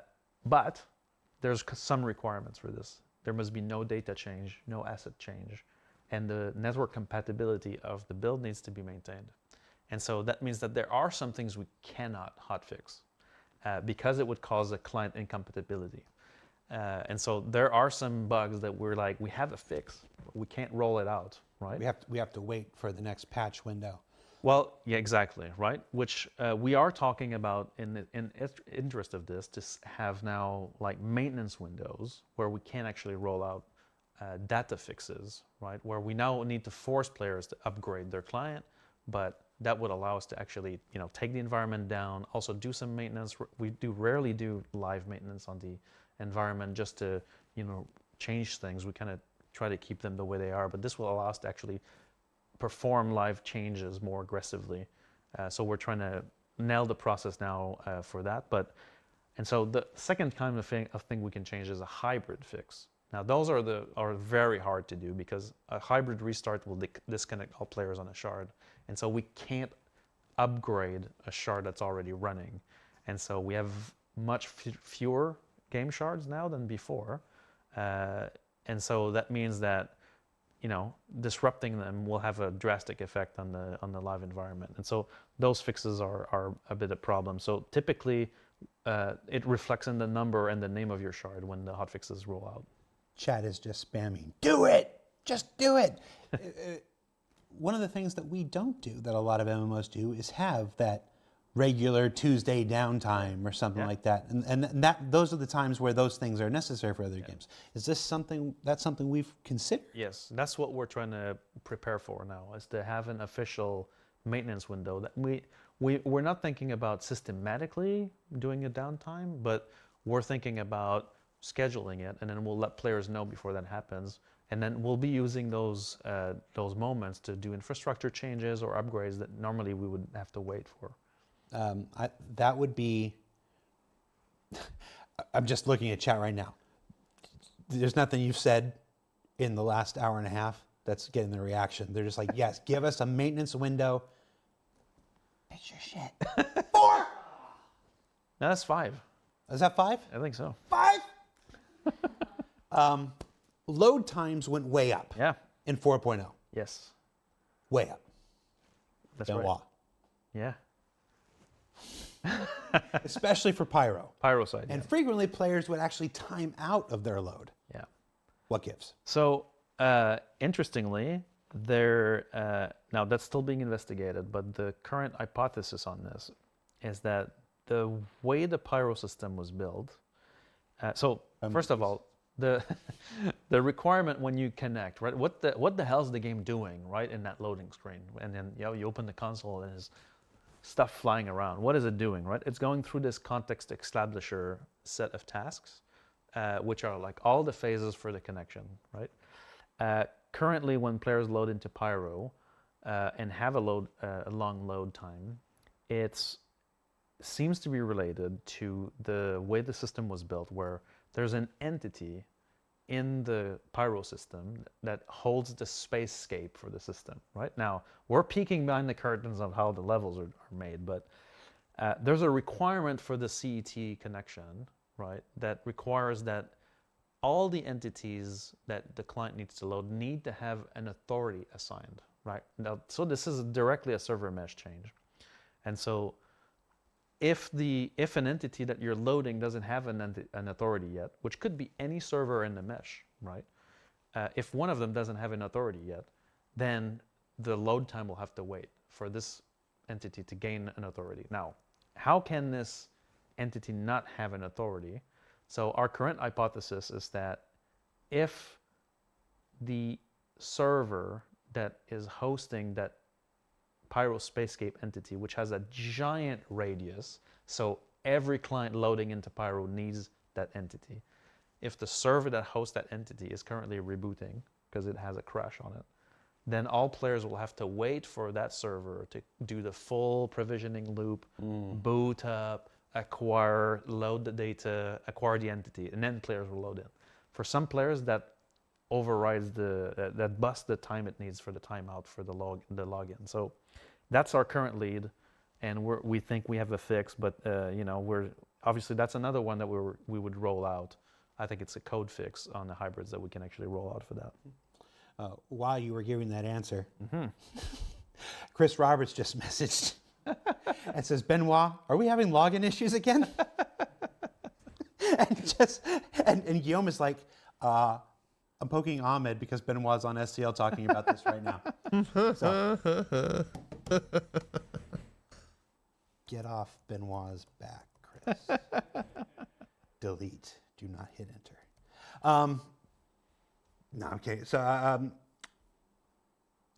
I know I see people who are stuck in this thing who are waiting. Like, they shut their client down and they log back in. They shut their client down. Like, is that helping their case or is that hurting their case in this? So I have a lot to say about that.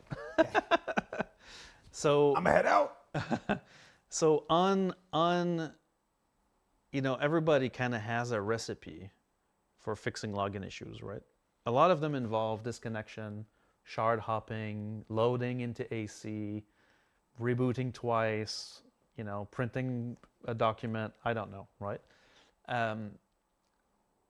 That is actually one of the things that we've identified as missing in our testing process. So we do some load testing before we launch a patch. And so we test with clients logging in and logging out, and everything's great. What we're not testing is launch client, persistent universe, Alt F4. Launch client, persistent universe, AC, right, Alt F4. Client, persistent universe. And so a lot of the issues that we've seen in the 4.0 release, when we put in the persist hanger flow, for example, that allows you to log into your hanger, the system for this needs to move your player, we call it unstow your player into the shard. It also needs to unstow your hanger. Now, when players are constantly logging in and out of shards, now you've got multiple shards doing this process for you, and they need to complete that process. We've identified a ton of concurrency issues with this in 4.0, elements that we didn't test for because you test the load, not the repeated concurrency. And so that's one thing we've identified that we absolutely need to add to our testing process, because it's one of the other things. I've talked about this before. The difference between PTU and live is like a 20x increase. Yeah. That's also one big difference, is that on PTU players don't shard hop that much. One of the forever things that if there's a double-edged sword of PTU, and there are many, yes, but this is like the one that's always amused me. People are more patient on PTU than they are on live because they recognize that they're helping us, they're helping the development of the game, they're doing a job, and that patience is necessary and wonderful. Yeah. But it doesn't make for an effective test of live, and it's yet another reason we have to go to these live environments sometimes, and we don't discover these things till live environments, because live is where Hyde comes out. Right. So many people in PTU are Dr. Jekyll, and they're all nice and knowledgeable and restricted, and then live environment is where it's interesting. All right. Well, that's one of the key differences, right? And so a lot of the issues that are plaguing us right this second, right, are still remnants of that we are tracing a lot of them. I spent a lot of time on Spectrum during the break, during the workation, actually digging into a lot of those to be able to make sure that when the team would come back, that we'd have some traction on some of those. Last question on servers, because then we're going to get to the character stowing and repair here. Yeah. What are shard locks, And why do servers become unresponsive? Well, so that second part's why. Little question here. Right. So shard lock, I mean, we never really call this shard lock. This is like a community term. You're never really locked into a shard, but your character can only be into one. And so if you get match made into one of, let's say, US E1B 010, everybody's favorite shard, which it is true, that shard is cursed. I mean, it's telling you right now, it's always 010.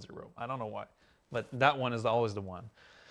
Take it out to the shed and shoot it. It doesn't matter which patch, the USE 010 shard for some reason is the bane of our existence. Anyway, so you go play there, your character will get unstowed. So Hybrid will unstow your character, moves it from the global database that allows you to go anywhere to that shard. Now you are, according to the community, shard locked, right? Because you're playing in that shard right now. What's supposed to happen is that if you quit the client or you get disconnected or the client crashes, when you come back, you're going to get match made on this shard again, right? Now, if that shard is no longer available during the time where you decided to come back or whatever, then that's going to give you a nice little 60K error, right? Which will say, hey, your character is there. That shard is no longer available. Now, what that means is that behind the scenes, there's a process that's taking if the shard is crashed, there's a process that's currently processing that shard and will stow back your character. So it's time. Time will fix it, right, in this case. During the 4.0 preview, some players got into a state where the character could not get stowed back. That was a backend a bug that prevented that from happening. And so their character was kind of seemingly corrupted. And so we had to go in and fix a lot of those. That caused a permanent 60,030, I think is the one, where basically some players were stuck in that mode for a long time. And so we had to actually do manual actions to solve that. But otherwise, in most of the time will make your character go back to the stow position. And then once you're stowed back, you're able to go back in there. So that's what we call, or I think that's what the community calls shard locking. Yeah, it was definitely the 630. It's building a reputation, you know, it's coming for 30K's crown right now. Slowly. Let's talk about elevators and trams. Let's talk about the elevator in the room. Elevators and trams. We didn't talk about repair. You don't want to talk about repair? Well, actually, that question was mostly about the 60-30 and Okay. the stowing. You basically covered all that stuff. That's kind of true. So, elevators and trams. Yeah. Broken or missing elevators in various locations, preventing access to hangars and other areas, or simply trapping players inside. Trams that either let you fall through the floor or yeet you into lower orbit. My question to you: What the fuck? That's 6. So, brief history, right, of transit. This is a very old system that's been in the game for a long time. And transit in the context of streaming is already a non-trivial problem to solve, because and I need to dive into the why, so to explain a bit, the complexities behind it. But so the transit system is composed of multiple components, right? You've got peripherals, so that's, for example, the button you press to call an elevator or a tram. It's the indicators that say, hey, the tram's coming in, this amount of time. Those are peripherals. You have gateways, which are locations where a carriage can stop at. So, for example, if you're in Lowerville, and you go to the train, where the train stops, it's like a station. That's called a gateway. You have carriages, which are either elevators, trains, trams, all these things that move along a path. And then they go from gateway to gateway, and they respond to orders that are submitted from peripherals. All sounds nice and dandy. What's the problem, right? So in any game, any other game that doesn't have full-on level streaming, all of these things are always loaded. So the manager, the piece of code that actually is managing the fulfilling the orders and moving the carriages in general, or has the logic of the carriages, is always, all this network is streamed in. It's all loaded, so it's always available. It knows where the carriages are. It knows what's happening. Everything is there. In our environment, because of our SOCS technology, that allows us to have more performance on the servers because we unload the rest of the zone. That means we unload those carriages. So think about your Lorville train that you see stop at you and then leave. On the server, if nobody's on the track, it doesn't have a carriage there. It's unloaded, right? And so the current iteration of the system actually destroys that carriage and will recreate carriages when it needs it, right? And there's been a ton of issues with this. So that's the first part, right, is the streaming part. That makes it a bit more complicated. The second part is that the way the system was built initially, it would fulfill these orders to those, send orders basically. You call the elevator from your hangar, I need to send a lift there. So the system is going to tell the lift to move. The lift moves on its own, right? So you will jump and then do the actual path. We want those to be physicalized, so they're actually following certain paths. Now, the issue is that combine streaming with these orders and state is lost in certain conditions. And so the system just needs a whole lot of changes on its communication layer to be reliable, and it needs a fundamental change in how it fulfills these orders. Instead of just sending a message to a carriage and hoping for the best, the transit manager needs to be actually always tending towards the state that it should be in so that it can self-heal for any kind of issues, right? Whether creating the carriage failed or streaming out and losing a piece of it, the system needs to change to be able to properly do that. So that's what the new system that we're writing is going to do. It's going to solve these communication issues with streaming, and it will make the system self-heal. But we also need to do fixes to the current system immediately, right, to get that working. So now we do have a crack team on this right now, where we've significantly they're doing crack? increased the size of the group that is looking at the current elevators issues, which we have absolutely regressed on. And they're looking at adding the self-healing component I just talked about directly in the system. So I was happy to hear that we have now proper reproductions for at least a couple of cases where the gateways are basically becoming defunct. And so you call the elevator and it never shows up, right? That's the number one case that we see at the moment. Or the other one is a lift shows up, you press a button and it doesn't move, right? So that's when the transit managers lost this carriage, or the gateway is no longer usable. And so now we have those reproductions, and they're not just happening to players. Now we have an actual case where we're able to actually go down and we've seen what actually is going on. So we can put the self-healing things I just talked about to fix it.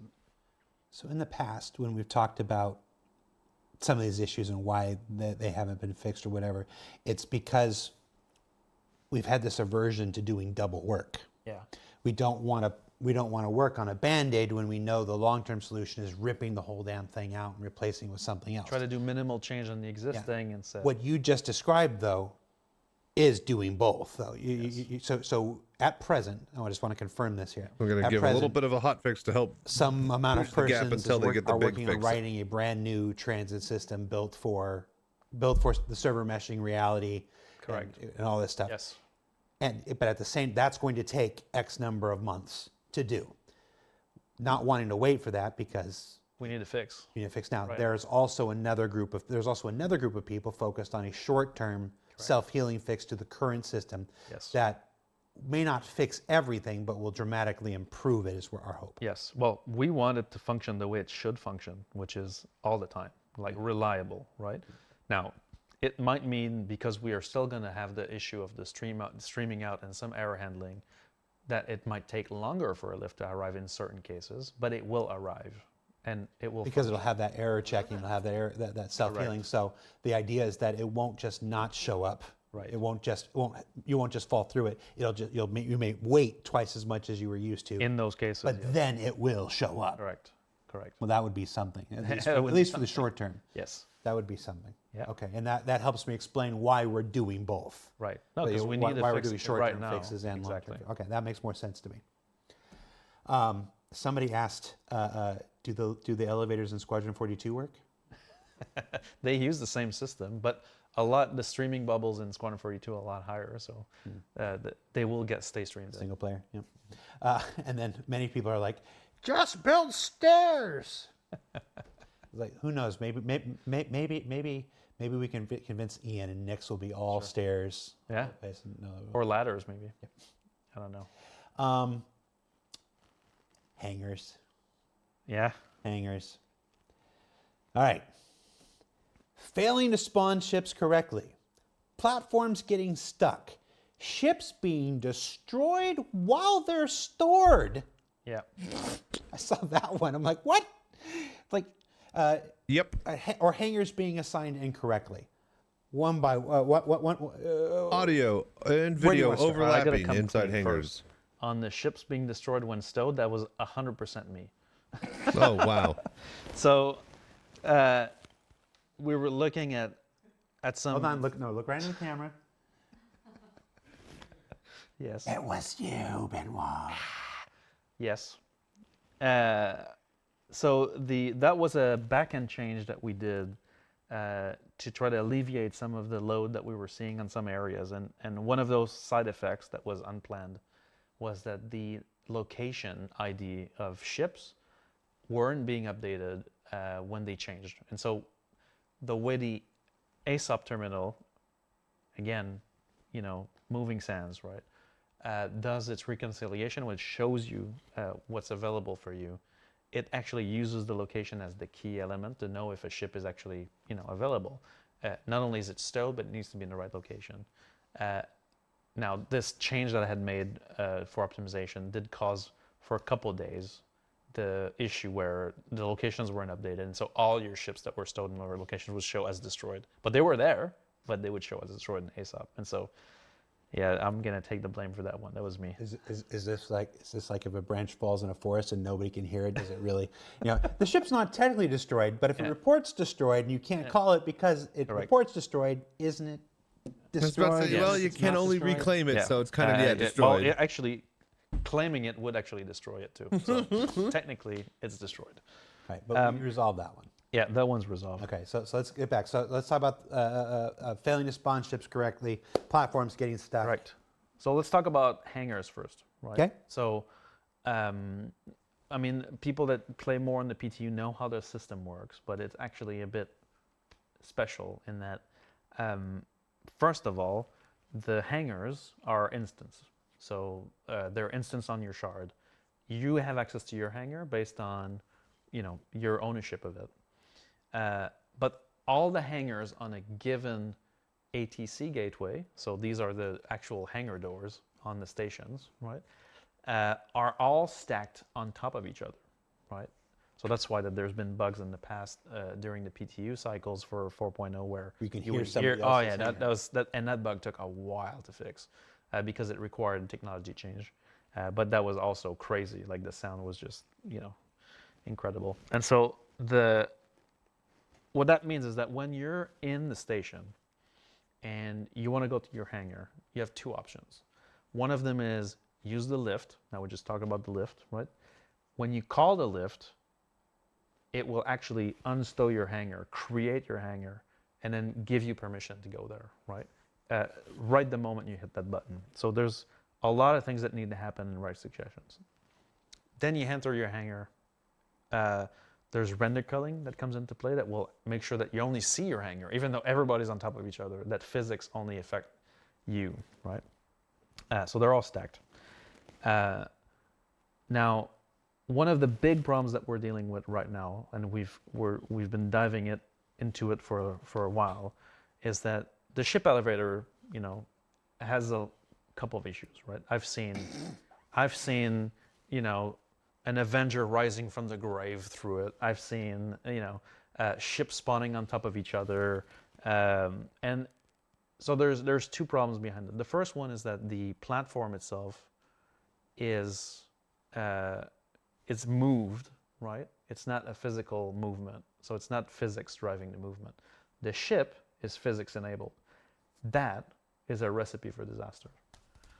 Correct. When you see flapping like that, it's like the combination of things, right? And so, we're currently like discussing a solution because there are limitations that the way it's made is the way that they were limited to make it, but we need to fix it. So it's either both elements are statically moved or they're both physically driven. You can't have this combination. That's what causes all these things. So that's why sometimes server FPS is good, performance is good, all your ships are going to go up that platform, everything's great. And some other times, half the ships is in the platform, and that's an issue. So currently we're rechanging the layout and the setup of the hangars to set this up properly so that it never happens again. The unstow issue is actually, we think at the moment, a bug where in the timing of how when you leave your hangar, we need to stow back this hangar, right? Because if you go to another shard, we want you to have access to your hangar. The timing of this, if there's a ship on the pad when you leave, there's a possibility in the timing where the ship will be stowed with the hangar instead of being stowed on its own, and then the hangar is clean. And that condition is not properly detected when you unstow the hangar again. And so in the cases where, for you as a player, you're not going to see a difference in that you leave with the hangar on the ship on the pad, you leave your hangar, you come back on another shard, and you just go to your hangar, your ship's going to be on it. But if you call a ship from the station and the ship was carried with your hangar up and down, then the ATC is not going to know that there's a ship on the pad, and he will attempt to spawn it there, and that's where crazy happens. And so currently we're looking at that complete cycle to make sure that the timing is correct. And there's also a couple of other issues related to this. Some corruption of data can happen in that case. And so we have an entire team dedicated to the hangars right now, just making sure these issues get solved because they're affecting everybody. I'm happy to report, though, that one other issue that we had with the hangars got solved related to how you exit the hangar. So Usually in a ball of flaming wreckage. well, or after 25 minutes of usually in queuing where pieces. the system tells you, hey, in 100 seconds you'll be able to leave. Right? And so so we did hotfix a change to the way what I call the hangar queues are managed, right? So again, the ATC manages the queues. It's managing how you exit your hangar, which doors open, stuff like that. And at concurrency, so when a lot of players are in the same location, leaving and entering, this queue and those timers would get completely out of whack. And so it would either grant too much time to someone to leave or enter. We're talking 10x the time, or give you literally 3 seconds to leave. And then players would get stuck in the doors, where the doors would go, and then would try to squeeze in it. The doors would squeeze them out. And then, the rest is a little bit of a party. So we hopefully have something on live already alleviating this, but we're still tracking to confirm it completely that it doesn't happen again. For the folks that are still in the chat saying, please just give us staircases, the hangars are instanced. The stairs would just still go to, the elevator is a portal between the real world and your instance world. Even if you spent 5 minutes going up and down stairs, you would still have to hit a portal where you have to queue and push a button and it makes a portal for your thing. It's the same thing. An elevator is just the mechanism. Stairs don't solve it, unfortunately. Hard work of developers and engineers solve it. What's the obstruction tuning and stuff? I saw. I've seen images internally of the elevator won't go down, and then Brett or somebody on player experience or whatever will jump in and go under the thing, and they'll see a dragonfly stuck under the elevator that stops it from going down. And so the problem we talked about physicalization of the platform is definitely related, because then the obstruction code that will, you can't bring down the ship elevator because there's obstruction, initially was like, if there's like a speckle of dust under that platform, it's not going to move, right? Which was, let's just say, a bit too aggressive. way too aggressive. And so I think at this point we're doing cleanup to just try to stow back. If one of your ship goes on the platform, we'll deal with it and stow it back. But it still needs work to make sure that, even if I still think it should have just been one a of the giant early hangar 4.0 room. preview bugs was like a water Call the bottle ship, would clip through open the platform doors, and then would there's the prevent the hangar ship. from functioning Need to call completely. another And ship, so go through the now we're doors, trying call to, another ship, again, go in the back through the interest of doors, a new self-healing ship is for there. these No systems, moving right? It's elevators about, or moving parts or let's not visually just able work to at see it. preventing the Give us condition, a let's magic also box work at that what if spawns it a fucking happens game anyway, element. right? We need to do aggressive 90% of cleanup the to bugs keep would probably the been system gone. working. Like the hangars, the elevators, the hangar doors, the ATC systems are all part, in my mind, of what I call the traversal of the game, right? And bugs that affect the traversal of the game, that prevent you from going to your ship and leaving, or entering and refueling, they are of the utmost priority, right? They have to be solved, because if that doesn't work, then the game doesn't work. They're critical. And lastly, I'm looking at this JIRA for the hangars being assigned incorrectly. Location ID, it's got your name on it. Well, I've been investigating that one. Oh, okay. Yeah. You're not responsible. I'm not responsible for it yet, Yet. until proven otherwise. But in this case, it seems that there's a condition where you can have more than one hangar in a location of the same size, which should not happen. And when the system gets in this state, it might pick one or the other, which can lead to you not having a hangar at all. So that's the thing that we're trying to find out, how it actually happens. Okay. Second batch of hangar issues. Sure. There's a lot. Yeah. Hangar lifts that clip players' ships and destroy them. Doors not opening and closing correctly. Losing your personal hangar completely. And I have the overlapping with the physical audio. We've covered that one. Yep. So hangar lifts that just clip the little tiny corner of my spaceship and make it go explode. Sure. What's physicalized there, Benoit? Well, so I was going to touch a bit on ship cleanup, and not necessarily ship cleanup, but density cleanup in general. We talked about the physics events, right, in the past, earlier in the show, right? So the physics events are a godsend for the server performance, because we evict all these debris that are causing intersections, slowing down physics. And so that's one of the reasons why we've been able to get performance of the servers up in general. Now, one of those components, well, the same system, is actually responsible for a pink glow that shows up on a ship and will just pop it, right? And so that's part of how we try to resolve the physics intersection for ships, right? And the way it works right now is that it has a smoothed number of frames, where if the physics engine is like heavy intersection, at some point it will go like, okay, like something needs to happen. The way we handle that event is still a bit too aggressive right now. And so in some cases, it triggers a heavy intersection and will pop out the ship. But we don't want this to happen to attended vehicles ever. And so we're working right now at adjusting that flow so that only unattended vehicles in full intersection for a very long number of frames are cleaned up. And so right now it's a bit too aggressive for this part. But the distinct glow, pink glow, is we added that to make sure we could identify those problems which we expected would kind of happen until we tuned the system properly. We are at 2 hours. Wow. I want to keep going. Yeah, let's go. Pete, Dave, Lauren, are you okay? Honestly, I'm not even joking. If you need to go, just leave the camera switched on Benoit. Yeah. Nobody needs to see this face anymore. Just leave the camera switched on Benoit, and we're going to keep going. Are you cool? Okay, but seriously, if you do have to go, do it. Just wave and be like, it's on Benoit. I can see it. I want to keep going. Yeah. All right, good. All right, cool. Inventory I'll be right back. I'm going to the bathroom. and item persistence issues. Items are disappearing from inventories, ships, and storage containers. This includes bought items, looted items, mission cargo. What's causing this? What are we doing to resolve it? Well, so on the inventory system, right, there's, or I should say on the item system. So the way the entities are tracked, entities have entity classes that define what they are, right?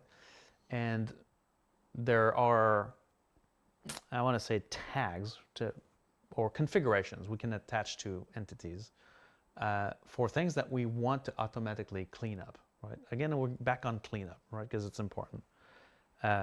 So, for example, AI, characters will have what we call an auto stow or auto bury policy. Auto stow will bring something back to an inventory after certain conditions are met. Auto bury will destroy an entity if certain conditions are met, right? Automatically. So that's our ability. That gives us our ability to go, this thing is good, let's say for 12 hours, and after that, we can get rid of it. This is true for like debris or things we spawn on the side or things like that. And so a lot of people have reported losing items, for example, from CZs that were acquired in CZs. That's, at that point, it wasn't even a system issue. It was really, those items were flagged to auto-destroy, basically. And so some players looted armor and were like, started using those armors, and then when the conditions met for the auto bury, those items disappeared, right? I almost lost this one. And so that was a bad setup, right? And so now I know that a lot of those items have been retagged, right? And so the auto policy will not apply to them, or not if they're attended. Again, it's all about, making sure that the right tags are on them. So that explains some of the inventory things. There was one I was looking into with a player actually recently, where when you read your inventory, there's caching going on, right? And when your inventory changes, that cache is supposed to be expired. In certain locations, for some reason, that cache, like especially in CZs, was causing some problems. So opening your inventory in the CZs would be empty, and then you open it again, and then you store something in it, and now other items show up. That's a telltale issue of the cache. So we're actually revamping the query cache right now for these elements to make sure it's always consistently updated. Your stuff is there. It's just it just can't show. It's cache as nothing. Yeah, exactly. With long-term persistence, it seems like it seems like there's always some level of something disappearing. Yeah. Every patch. Yeah. What's going on here? So LTP is a fairly complicated system, right? But if I can simplify it as much as I can, when you stow something in an inventory, and we take that item and we process it. Well, let's take a easy example. Let's say a single gun, a P4. You have a P4. You put it in an inventory that you own. A record is created for it's an ownership record that says this player owns a P4, right? Now these records we write to all the time. If you unstow that gun, meaning you put it in your hands, right? We destroy that record because now it's in play. So you play with the gun and then you stow it back. That recreates the record. So these records should always represent what you've got in your inventory that you own. Now, where it gets complicated is that these things can be hierarchies that contain items that then need to be processed. And so we don't persist everything to LTP. Only a select set of entity classes that designers control will go into LTP. For example, ships is a good example, things like that. Now, when we stow a ship, we look at its entire hierarchy, and there might be things attached or loosely left in the ship that are LTP. On the list. Correct, and now they have to be added in. So also with LTP, there's also sometimes perception issues that things should persist, right? Like, for example, a classic case is a ship left in the shard between patches, right? You're flying your ship in 3.24 and we release 4.0. If you leave the ship there in the shard, right, you don't have an ownership record for it, right? The ship needs to be stowed in order to be there when we recover it. But we do think that there are still sound like issues me with had the some of the sinus recording thing events since winter started. in cases where ships are claimed, because at that point, when It's you join fine. into the Every next now and then I'll batch, get a bit of a sniffle, you're- but let's say you have a ship you most bought of the with time it's UC, just me going off camera and you getting a store it at dab. location. That ship actually, its recorded ID comes from your long-term persistent record of that ship.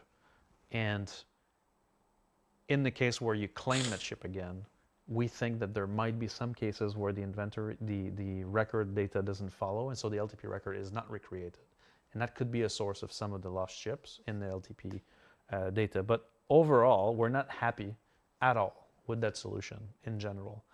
And a bit like you were talking about transit, we want to do a two-pronged approach on this. One of them is we want to find the cases that are left in the current system that don't behave the way we want them, but we're also putting significant effort at a different system for this, which is that we don't want to have to wipe the database at all.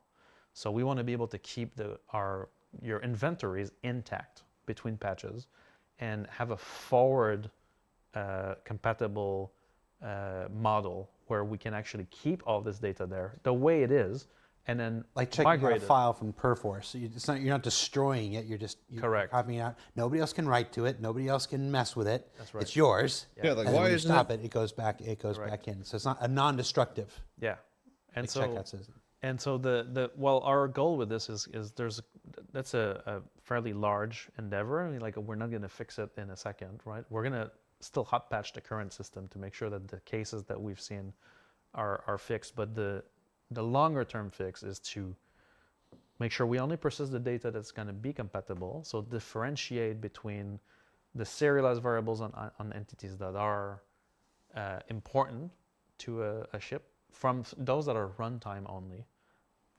That's a big difference. So those will be stored in the global database, and between patches, our goal is to just keep that database like this. So there's no, oh, we're getting records back from a thing that was been recording for 3 months. It's like, no, it's the exact same inventory that you have on the live patch and the new patch. So there's no loss at all, right? So that's our target for this new LTP solution. And those are obvious. Those are bugs and inefficiencies and stuff. There has still always been this.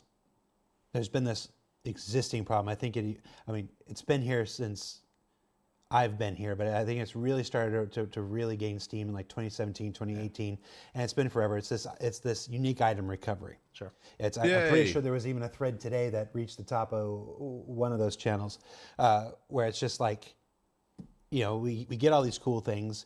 You get cool things packaged in with your pledge purchases or whatnot, and then you're too afraid to wear them. You're too afraid to use them because you fall through one planet. You fall through one lousy planet, sure, and you lose it forever. We're not going to go into it here because there's another show dedicated to it. Okay. But that is absolutely prioritized this year. It's prioritized in a way that I've never seen it prioritized. The talk is stopped and the work is starting. So we've got a signed off design, and people are on it right now. And well, that's good. I mean, the thing that speaks a little bit to also the change in mentality that we're trying to affect, which is tackling things like this, right? Are not just bugs and quality issues, but also playability issues, right? That need to be addressed as well. It's going to be a 3-tiered solution. Again, we'll have a show where we go through it all. I'm filming with Declan next week on it's like this. There'll be a short term that'll help a lot. There'll be a long term that'll help even more, and then the super long term is crafting, and basically you just you get blueprint for everything. You can just make your own, and it's like that, so you never ever have to worry about it. So it's a multi-stage thing, but this first stage just got signed off and it's in active development. And you excited? I joke. It's not a joke. I say it with all sincerity that the same conversations the backers have, we have internally just 3 weeks earlier. 100%. Been. I mean, sometimes grinding our gears. Sometimes it's scary, right? For everything. Sometimes it's scary. So that to see actual movement on this right now is exciting. Yep. One last thing, your call out before we go.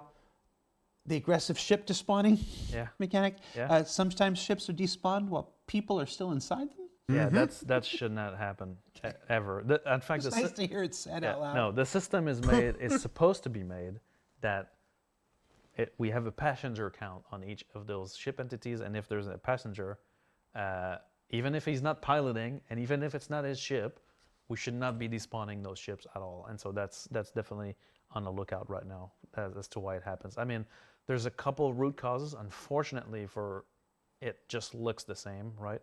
Again, if you don't have the pink glow, right? The pink glow is a telltale tells it's physics, right? It's the physics detection, which we're going to ease up.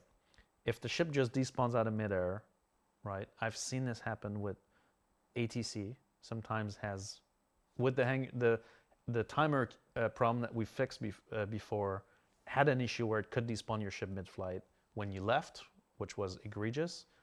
I think that one has been solved, but jury's still out. I want a proper confirmation on it. The one where your ship is considered unattended and you're still in it and it despawns is completely like that needs to be solved right, like hotfix right away. Okay. Mission bugs. Yeah. Now we went through a refactor with 4.0 that reduced the mission options, hopefully temporarily, but we're still seeing a lot of the same issues that we saw before. Arriving at a location and having no AI spawn, mission objectives failing to register, and cargo disappearing upon completion. The Fight for Pyro event going on right now is particularly affected, with many players unable to complete it, or various aspects of it due to bugs. Save Stant in Chapter 1 was like walking through a minefield trying to figure out which parts worked and which parts didn't. The 402 has more mission stuff in the content. It's like, talk to me about missions. Sure. Please. Elliot, this one's for you. I gave you crap on the other one, but I'm doing this for you, man. Okay. Help us out. So let's start at the beginning, right? Okay. What did we do in 4.0 for missions, right? So the way missions worked previously is that we had one server with all the entities, all the 100 players playing on it. When you played missions, there was an invisible entity created on the server somewhere. The location doesn't matter, right? That would manage that mission, right? And the way the missions work, if you can picture it in your mind, is that there's a mission management module, and then when you reach certain locations, right, when you stream in that location, a mission module at that location is going to actually kick in and has its own logic for, like, if you're picking up a box, for example, let's say a box delivery mission, you get to that location, there's a mission module that pops up. Does the pickup logic. When you unpick up, it's like, oh, you need to go to this other one. Then there's another mission module at that location. Now that's the way, and then if I add global events on top of that, there's a global events manager on top of that. That was like a global thing on the server. Now I've said global multiple times here. Every single one I said, every single time I said global is not compatible with server meshing because we don't have a global entity setup, right? And so what needed to happen is a fairly large engineering task. I hate that we just said refactor, that we branded this as refactor, because it's really a new core mission system behind the scenes, which is completely outside of the game servers and does the orchestration of what a mission is, right? And the global flow of a mission. You have something to complete. There are phases, objectives, there's state tracking, there's requirements and rewards, right? And so it's the mission system is what we call it. There's no longer a mission entity that's hold on the server that just manages the whole thing. They all communicate to the mission system that then ticks the logic of the mission forward.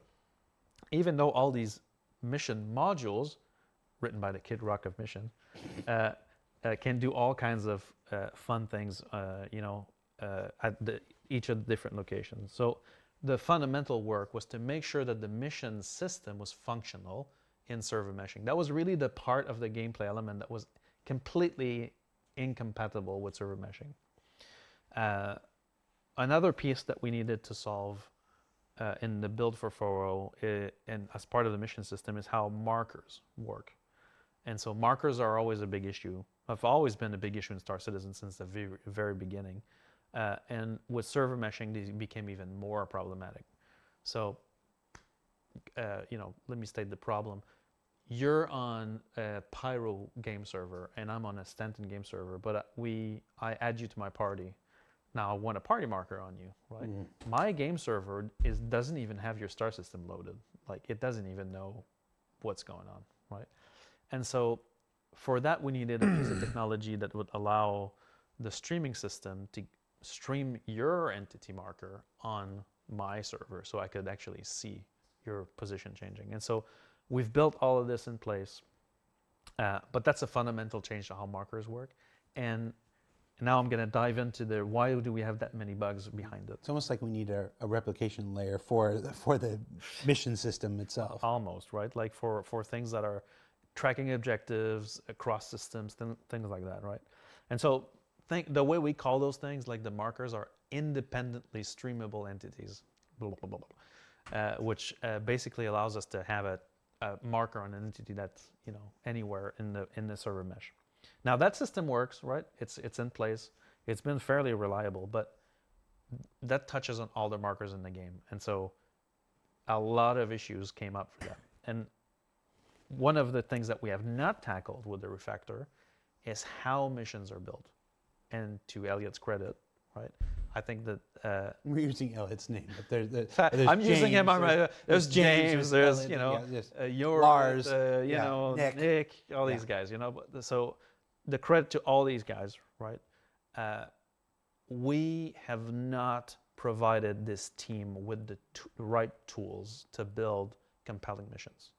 They are dealing with an archaic scripting system that dates back to a previous era that we are just about to finish modernizing by replacing to give these guys modern tools and modern approaches. And so going back to markers, the markers are completely managed by game designers and set and removed and displaced and whatever.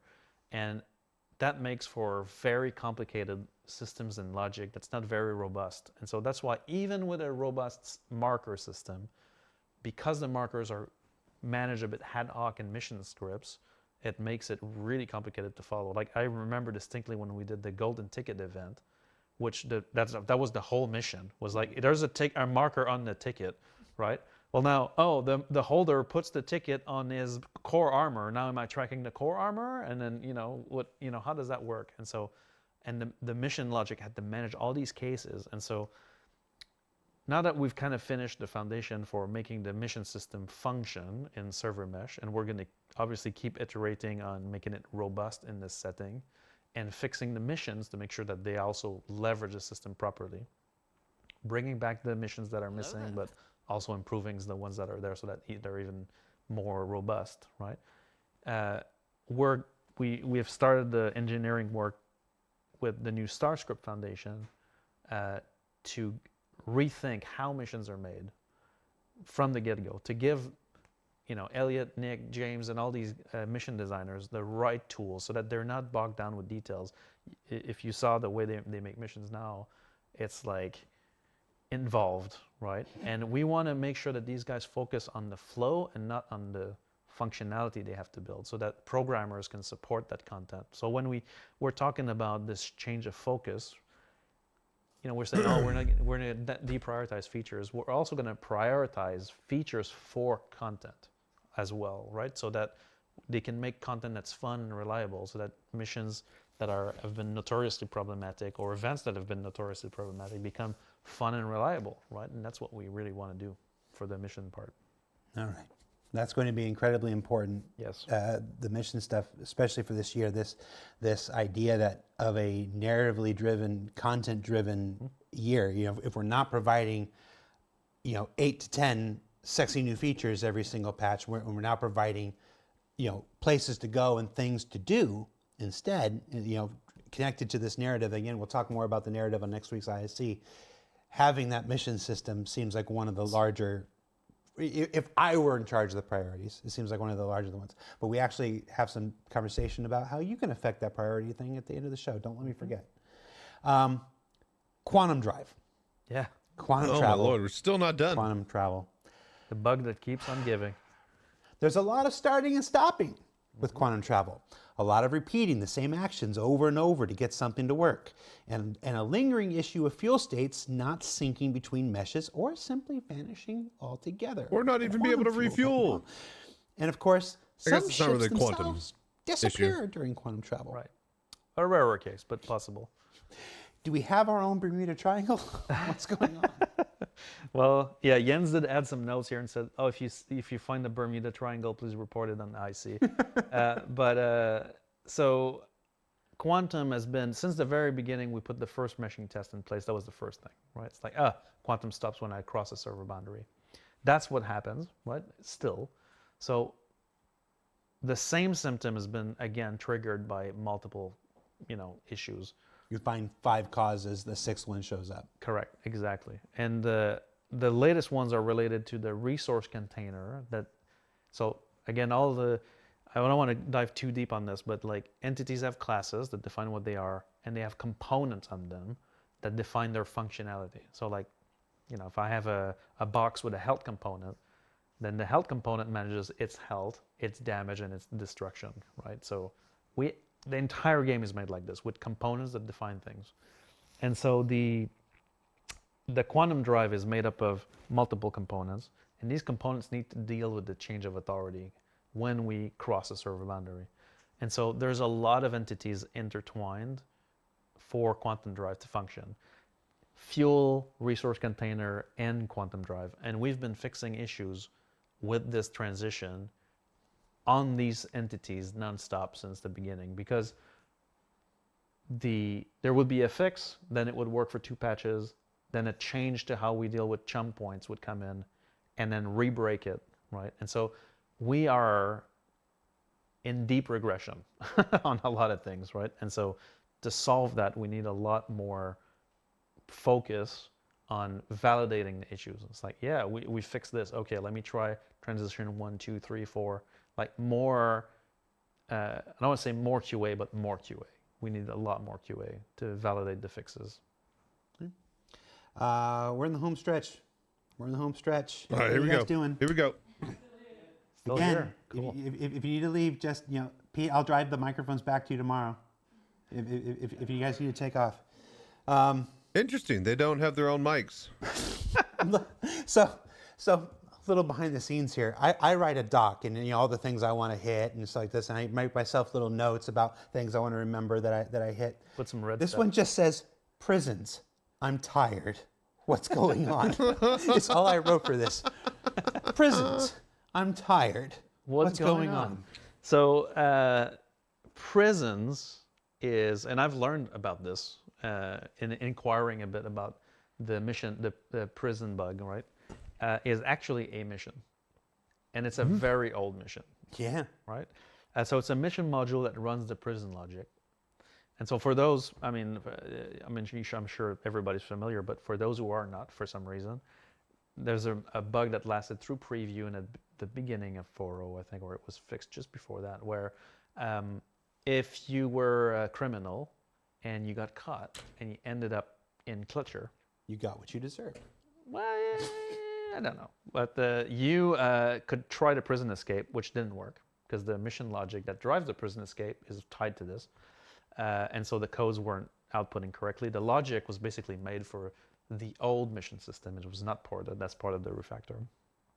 And so it basically depended on when you get to that location to give you a new mission instance for your prison experience, which the new system requires that these modules are persistent and stay there, which accumulate the logic change. And so the logic becomes desynchronized with the state of the mission. So what that did is that you would literally do your time, either use smuggled in adenite from somebody else or mine it, pay your due, and then the elevator will look forward to the front, to the prisoner who's paid us, blah, blah, blah. And then you would press the elevator. Again, elevators are back. Press the elevator to leave. And then it would never detect that the action area that you're leaving is actually triggering, which triggered the,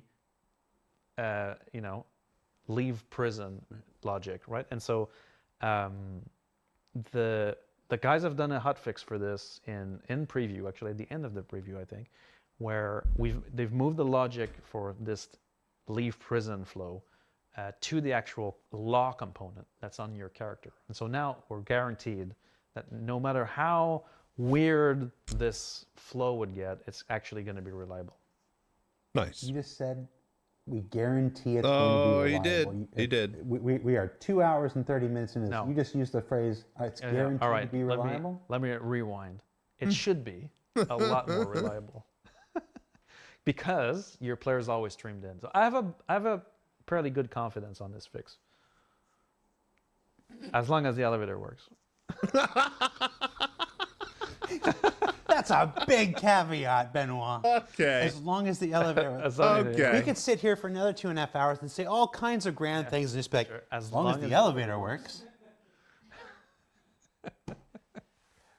Maybe we'll put some stairs in prison. In fact, there are. You need the prison escape code to get them. All right, got like 4 more topics. We're done. Uh-huh. Mining. Yeah. Sometimes minables are taking up to an hour to fully load in, making them rather impossible to mine. Yeah. Mining has been actually a dreaded gameplay loop in 4.0. That's one of the reasons when we did the evaluation, whether 324 or 4.0 preview, whatever, we did take a look at mining. Like, is mining functional? Is mining in the prospector functional? Is mining in the mole functional? Is mining on the rock functional? Is hand mining functional? Mining on the rock has never been functional. It actually was intermittent in the first report, but I hate the rock DS. so we've identified what we think is causing this delay. It's basically the conversion from the render node object, because the mining and harvestables are always in large quantities, right? They could be a very large performance hog, and so they're highly virtualized, and so there's a conversion from render node to entity that is, for some reason, very slow. And so we're diving into try to figure out what's going on, but that's what's happening. So that's why it takes time for them to show up properly. There's nothing wrong with the rock DS, people, just with the people who like it. Except that, All right, why does it exist? The views and opinions of Jared Huckabee do not represent those of Cloud Imperium Games, Roberts Space Industries, or its subsidiaries. And we didn't talk about the mission reduce strict rep gates. The what? The reduce strict mission sharing has also been reduced with new strict rep gates. Is one stop. I just thought that sucked. I didn't think you had an answer for it. No, I got Okay. an answer for it.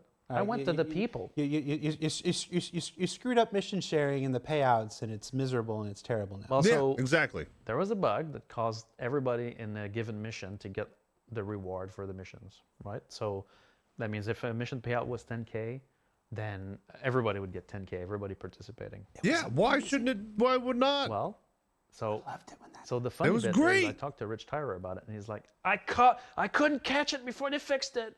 That's what I want. And so ultimately, it wasn't exactly what we wanted, but that's the direction we want to go. Okay, at least We they want want to to do encourage that. you guys to play together, and so having those rewards divided is kind of a Stupid. More a mouths to feed. counterpoint, right? To get people to play together. Everybody Like, why would knows you- the why smoking group with circle. You get one more person gonna in get half there. the It's one payout, extra mouth to right? feed. All And right. so the thing is, like, the system doesn't work the way we want it to do. So the fix did go through, right? Because it was an easy fix and we had the right persons in place to do it. But that's not where we want this to be. We do want to improve that part. We're at 2.5 hours Yeah, and talking about all the bugs that still need to be fixed. correct. And the one bug we did fix was one we didn't want to fix. I know it's crazy, right? It's a train. You know, I challenge you. Whatever you think about the project or me or Benoit, the show, you've never seen an episode of any kind of dev communication like this from any other game developer. Jesus Christ. Nobody's ever been willing to sit in a chair for 2.5 hours plus and be grilled about all this. So, all right. Couple more. Just 2 more or 3 more. Three more. 3 more subjects. 3 more subjects. We got mining done. 3 more subjects. Yeah. What's the next one? Vulkan. Yeah. And NVIDIA driver issues. Oh, So okay. players who are using Vulkan with the latest NVIDIA drivers are reporting graphical artifacts and crashes. I know some of these crashes were seen from third-party softwares. What was that one that we found? One guy who had like 40 instances of the same crash, and it was all linked to this third-party thing he was using. Oh, was that reshade on this? It wasn't Reshade. It was called something else. I can't remember. Overall, what can you tell us about what's happening with Vulkan and the NVIDIA drivers? Well, so we're still investigating the cause, but for now, right, we think it's related to a specific driver version from NVIDIA. The only driver they related have to for the upgrades 5090s. For the 5090 cards. Yep. I was we're about not to say they're quite breaking sure 5090s exactly, for it. But it is definitely, there is, when you update your NVIDIA drivers, there are 2 drivers, one for Direct3D and one for Vulkan. It doesn't look like it, but there are two. And so we think that there's an issue related to the latest version of the driver. Yeah, there's only one driver you can have if you have a 5090, so you could downgrade your drivers and it probably solve the issue in the meantime, but we're still investigating to make sure it's completely not, related to this. But we've been investigating other games are also having the same issue, and so we're there was one or two drivers ago where I saw somebody, they had glowing heads. All the character heads were glowing and stuff, and they were on Vulkan. We don't think it's a third-party app in this case, though. Yeah, no, that was just one instance we were chasing down. I was watching. You do need to be careful with third-party apps that inject into the 3D pipeline for multiple reasons. One of them being that the ESC sandbox can catch it, but also because they can cause GPU crashes. So, all right. The last two are about how we make these things better. Okay. Issue council. Yes, changes to issue council. Here we go. Issue council has bugs. Issue council has some issues with it. Players are talking about the effectiveness and usability of the issue council. I've seen them expressing frustration with the dupe system and suggesting improvements to the reporting process. There is significant discussion about the difficulty of reporting recurring bugs that have previously been marked as fixed. Yeah. Yep. Why is this happening, and how do we address this going forward? All of those. These are the folks who are trying to help us. The first thing I would say is that the issue council at CIG is of extreme importance, right?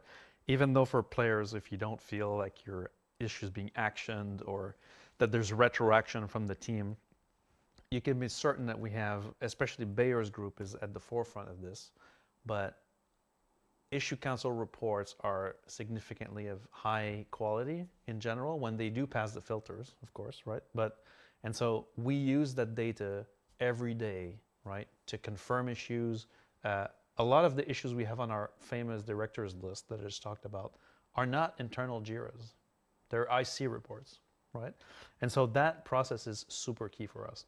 It's a very difficult signal to noise ratio process, though, because the level of effort put into reporting is not necessarily of smooth like the quality range is large, is what I'm trying to say. Some reports are like game no work, others are like extremely filled with evidence and those are the ones we want, obviously. We do want to improve the dupe system. So I've seen several backers on the ETF and elsewhere that are very active at calling out dupes. And for now, I think that their voice are kind of modeled by people saying, oh, I can reproduce, right? Instead of saying, oh, I confirmed this dupe, right? So we're actively looking at how we can improve that flow, because that's a major, like when we identify a duplicate, it's a major win, right? So when you contribute to the issue council, a new report is, depending on the issue, right, takes a lot of effort for it to reach us. Is he talking about duplicate reports on the ISC or duping items in a game? Great contribution, but identifying a dupe is probably the best contribution you can make. Identifying the dupe helps us a lot. And for now, that's not leveled enough. So he's got to be talking about duping in game. The issue council works to make that a lot more at the forefront for sure.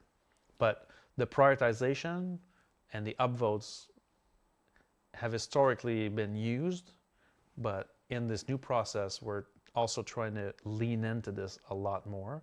And so the please fix hammer button, right, to upvote an issue, we're going to try to give it a voice and actually make some of the internal discussions we're having, I can share some thoughts if you guys are interested, are even to have community identified issues directly in the directors list, like make the community a director in this list.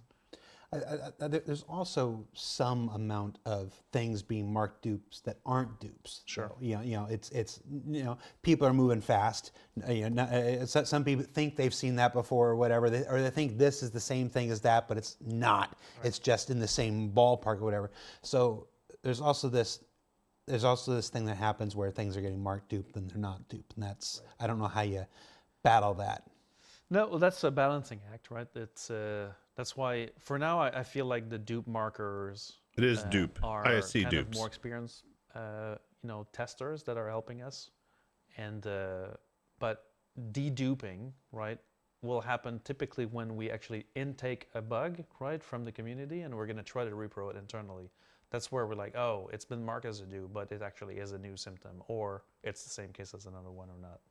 Do you think there's some amount of, is it possible that there's some amount of semi-malicious intent there? People who are farming dupes or using bots or whatever, because as I know there are incentives for participation in the IC and stuff like this. Right. Obviously, we incentivize the use of the issue council because it was incredibly important to our to the way that we make the game. But any incentive tends to be weaponized in some way, shape, or form. Right. So, have you seen evidence of this? Is this? No, not so far. Right, not so far as to say like, oh yeah, there's this going on. Right. The worst things that we've seen so far on IC would be things like brigading a specific issue, right? And that's why also we've been kind of careful with rewards to the issue council. It's not because we don't want to reward players that are doing stuff there. Like we are doing some of them, but we're always trying to stay asynchronous. How much have I missed? Just woke up. You've missed 2 hours and 40 minutes worth of. It's no, an hour and 40 minutes worth of known. time. It's not that I don't believe it. What I'm seeing, what I've seen, and it's a solid episode, but it's a lot. Chat right now. So definitely have it on all day. Would you commit to maybe taking a look at that and maybe seeing if maybe it is being manipulated? Yeah, I can absolutely look at it. Okay. Especially if there's a sense that that's happening. Yeah. Yes. Is the SEO going? It's definitely going. That's part about living in the UK. I've never had that. Actually. Obviously we're not covering every bug, every topic in the thing. It's a long one. Yeah, we're doing more than any human being in the world. David, last topic, and then I'm going to go to bed. Face before. Like David was a kind and jovial spirit, and now he's like down. And now he's like, like I'm going to pay for this. Yeah. The error codes themselves, famously, very 30K awful. Could mean 40 different things, 50 things. different things, 60 things. We have made progress. We've absolutely made progress. But even that 630 stuck on Lorville is that's not just one thing. There's multiple causes for even the 630 and stuff like this. Of course. Are there any initiatives in place to help this drive down? Anybody who's worked in IT, I worked in IT for 20 years before I came here. Everybody knows that the worst errors are the ones where you can't rely on the error code. And you're never going to just got to get a hover bike and I'm out of here. Get to a point where every single error code is just going to spell out to you everything that's exactly wrong with the thing. But I feel like there's still improvements we can make. Absolutely. We're not at that point where there's nothing more we can do. No. So what are we doing about it? Well, so on error codes, the error codes are going to go and merge pop-ups into that, right? Because, I mean, the error pop-ups date back to the very original start of the project. Like nobody's touched these things in forever, right? So the nicely misaligned cancel button is my favorite pet peeve, right? Why haven't we fixed that? Well, we're fixing it. So we actually have a CL right now to change all these pop-ups to make them at least readable, and aligned, right? Wow, we'll start with that. But, that's a specific bug, but yes. You start with the elevators, then you fix the button. So the error codes themselves, right? So there's already good categorization for issues. So every kind of 30,000 errors, 40,000 errors, 60,000 errors are all like families of errors. Unfortunately, over the years, we've added more systems, we've grown the infrastructure, and there's a lot more causes for exit or fatal errors than there are actual code assigned in those categories. And so what we're doing now is kind of seeing if we can surface more information. 30,009 is typically related to your character during login, but there's a million causes that could cause a 30,009, whether it's that shard can't outstall your player, or your player is missing a component, or, and we're trying to surface more of that so that there's more of these cases so that you can, as a player, know a bit more about it. Also, the wording for some of those errors are being revamped because, they're not always very clear. And we're trying to... I want to do that shocked bird gif right now.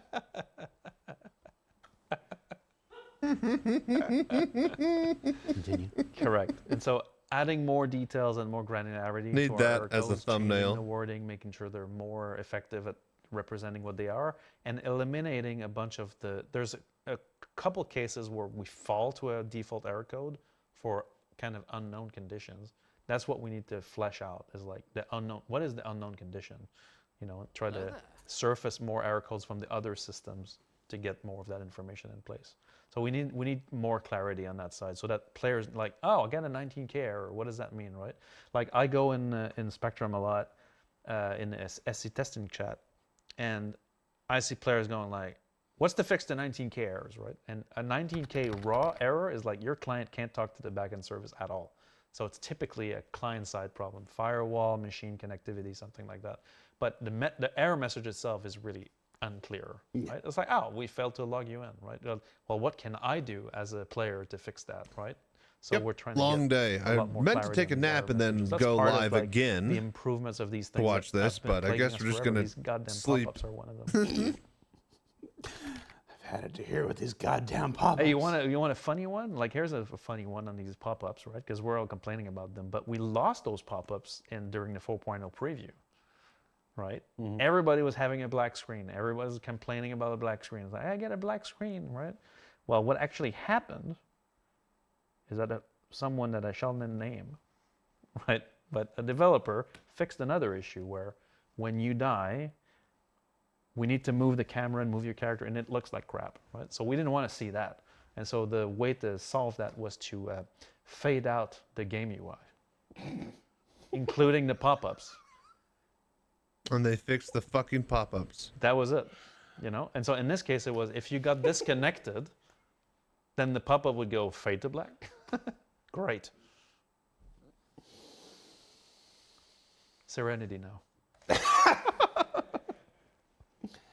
All right. So we're here. Yeah. We're at the end. This was raw game dev.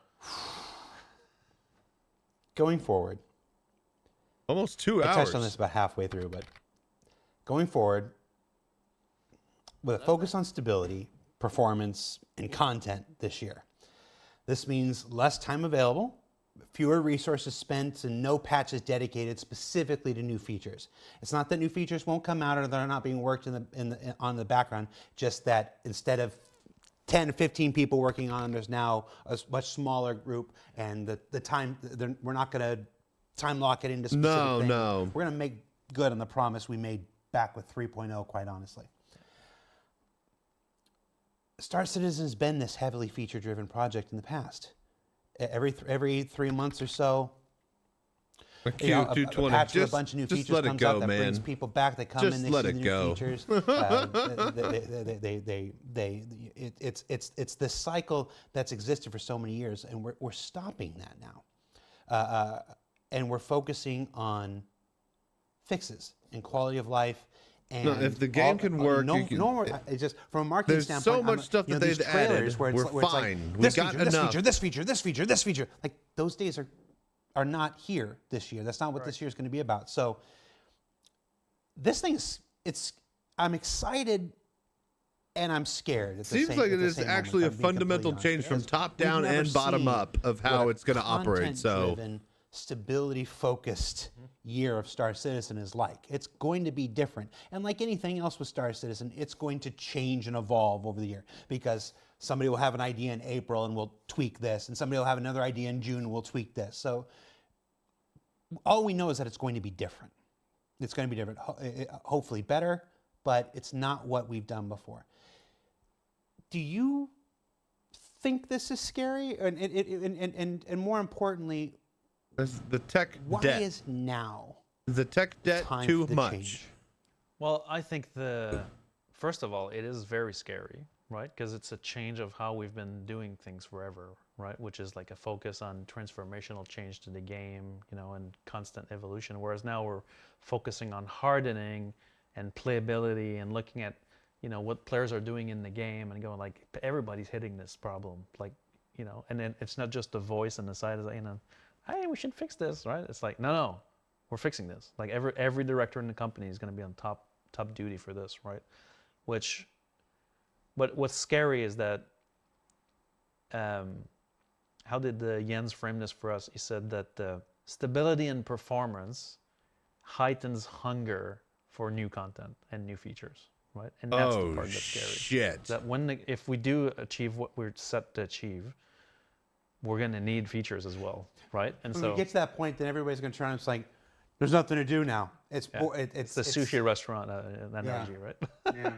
But it just has to be done. And the reason why it's time to do this is because we all, like Chris said it in his letter, that's the part that resonated the most to me, is like, we all acknowledge that if the game that we have now functioned the way it's supposed to, it'd be a great game, right? And that's what we want. We want a great game, and we can build on, and pass a road to get us out of alpha, right? And that's why it's time now. That's why we're committing to this. And if there's one thing we've obviously spent a lot of time. We've obviously spent a lot of time here. Sorry, Pete, took my hand off my face. Audio guys just like stop talking into your. I was about to say, yeah, you lose all your audio when he does that. One thing you want to make sure people take away from this today, the letter in December, all of the refocusing and restructuring that's going on now, and from this, admittedly, a lot of talk. The proof will be in the pudding over the next year. Yeah. What do you want people to take away from today? I mean, I think I want players to know that we know about the state of the game. We're not oblivious to it. We really care about making the work of our teams shine. And we're going to work our ass off to get this game stable and solid. I feel pretty good about this. To be the game that we want to be. I think it's going to be a bumpy road, but like they seem to all be on the same page. 655 in chat says pure BS. All right. Trying, guys. Benoit, thank you so much for taking your time to be here. Good, long, 2-hour fucking show. The entire CTG team is here for the annual summit. There was a big celebratory party. No, wait a minute. It's already been 2 hours. It's 2.5, 3 hours. Right, Jesus. It started right as we went on the air, and Benoit, chose to be here to do this instead. He chose to be here for 3 hours and face the tough conversations. Yeah, we're just about 3 hours. Damn. Thank you so much. I gotta thank David, Pete, and Lauren for sticking it out. This is not what I sold them when I said, "Come help me make the show." The community team and the player experience team are going to put up a thread on Spectrum where they discuss many of the pressing issues that we talked about today, and they're going to have you vote on which ones you think are most pressing. Obviously, we have our own internal prioritization. We've talked about the directors list and stuff like this, but it was an initiative that was really important to the top leadership. We wanted to know what you guys are thinking and what you guys are doing. So look for that. I'm not sure when it's going to go live or in what subsection. Just check it out on Spectrum. It'll be all right. Be on the lookout for that post. Thank you again. Hello there. And hopefully, I don't get flamed by the game devs for my details. We'll see. Yeah, we'll see if I've still got a job back when I go to that thing. Let's see. I want to say one more thing before we go. This is give me a minute here.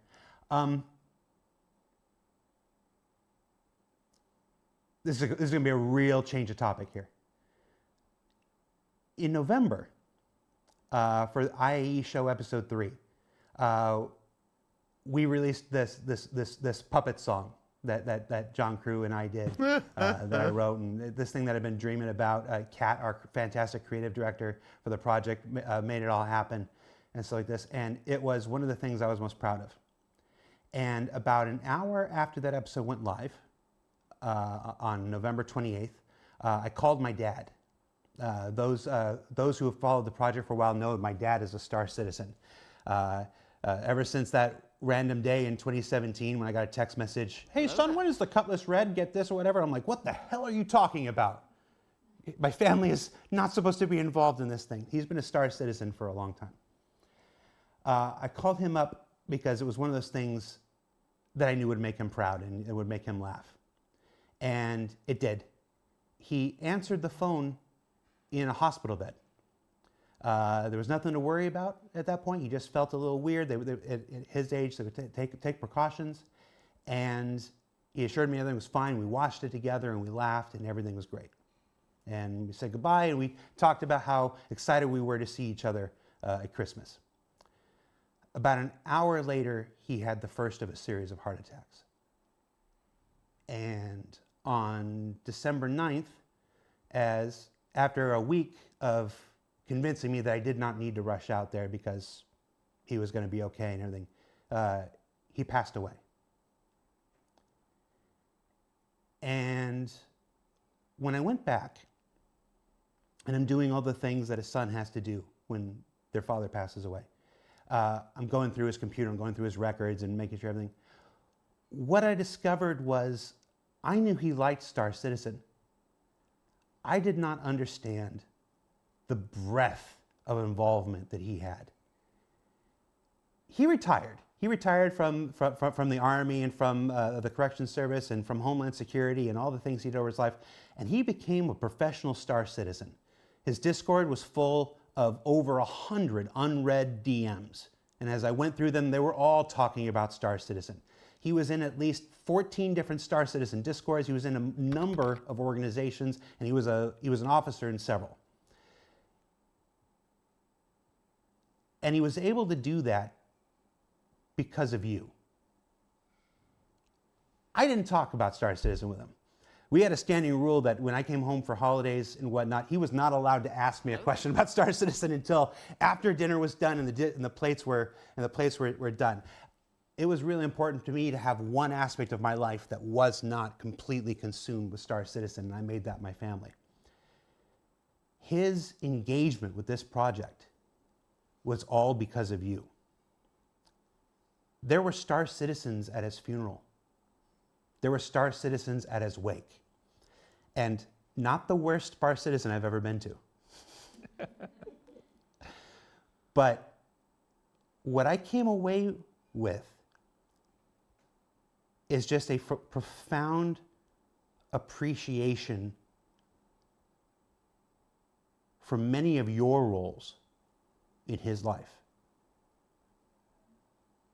His retirement was playing with you. So many of you. Names I see in the chat, I saw in the chat today, which is why I'm saying this now.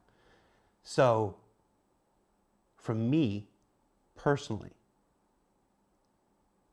thank you for being there for him when I wasn't able to be.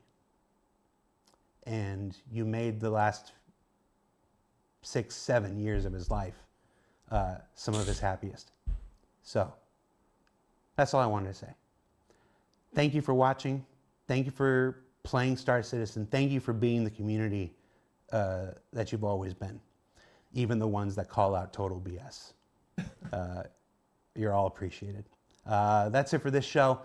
Tune in next week. There's a BTS episode and an ISC episode about something. I can't even think about what they are anymore. Thank you. And we'll see you next week, everybody. Bye. Thanks. That was good. That was good. That was a long 3 hours. My God. But, yeah. I'm glad that we got through it. I'm glad I don't have to sit and watch it later. This sucks that, What am I supposed to do versus that, man? He just straight teleported. Sucks that I gotta go to bed now and possibly wake up in a few hours to play some Baldur's Gate, because that's when the schedule is aligned for everybody, but hey. CIG. What up, guys? Anyways. All right, well, I'm gonna get up out of here. I'll check you guys later. I think I'm just gonna cut it, and yeah. We'll be back either tonight with Baldur's Gate 3 or with some, what do you call it? 3,351 raiders from Star. Quick power nap. Yeah, basically. So we either got Baldur's Gate 3 tonight or, what do you call it? We'll be back Friday night with more VR Citizen and hopefully some big news. So we'll check you guys later. Stay safe.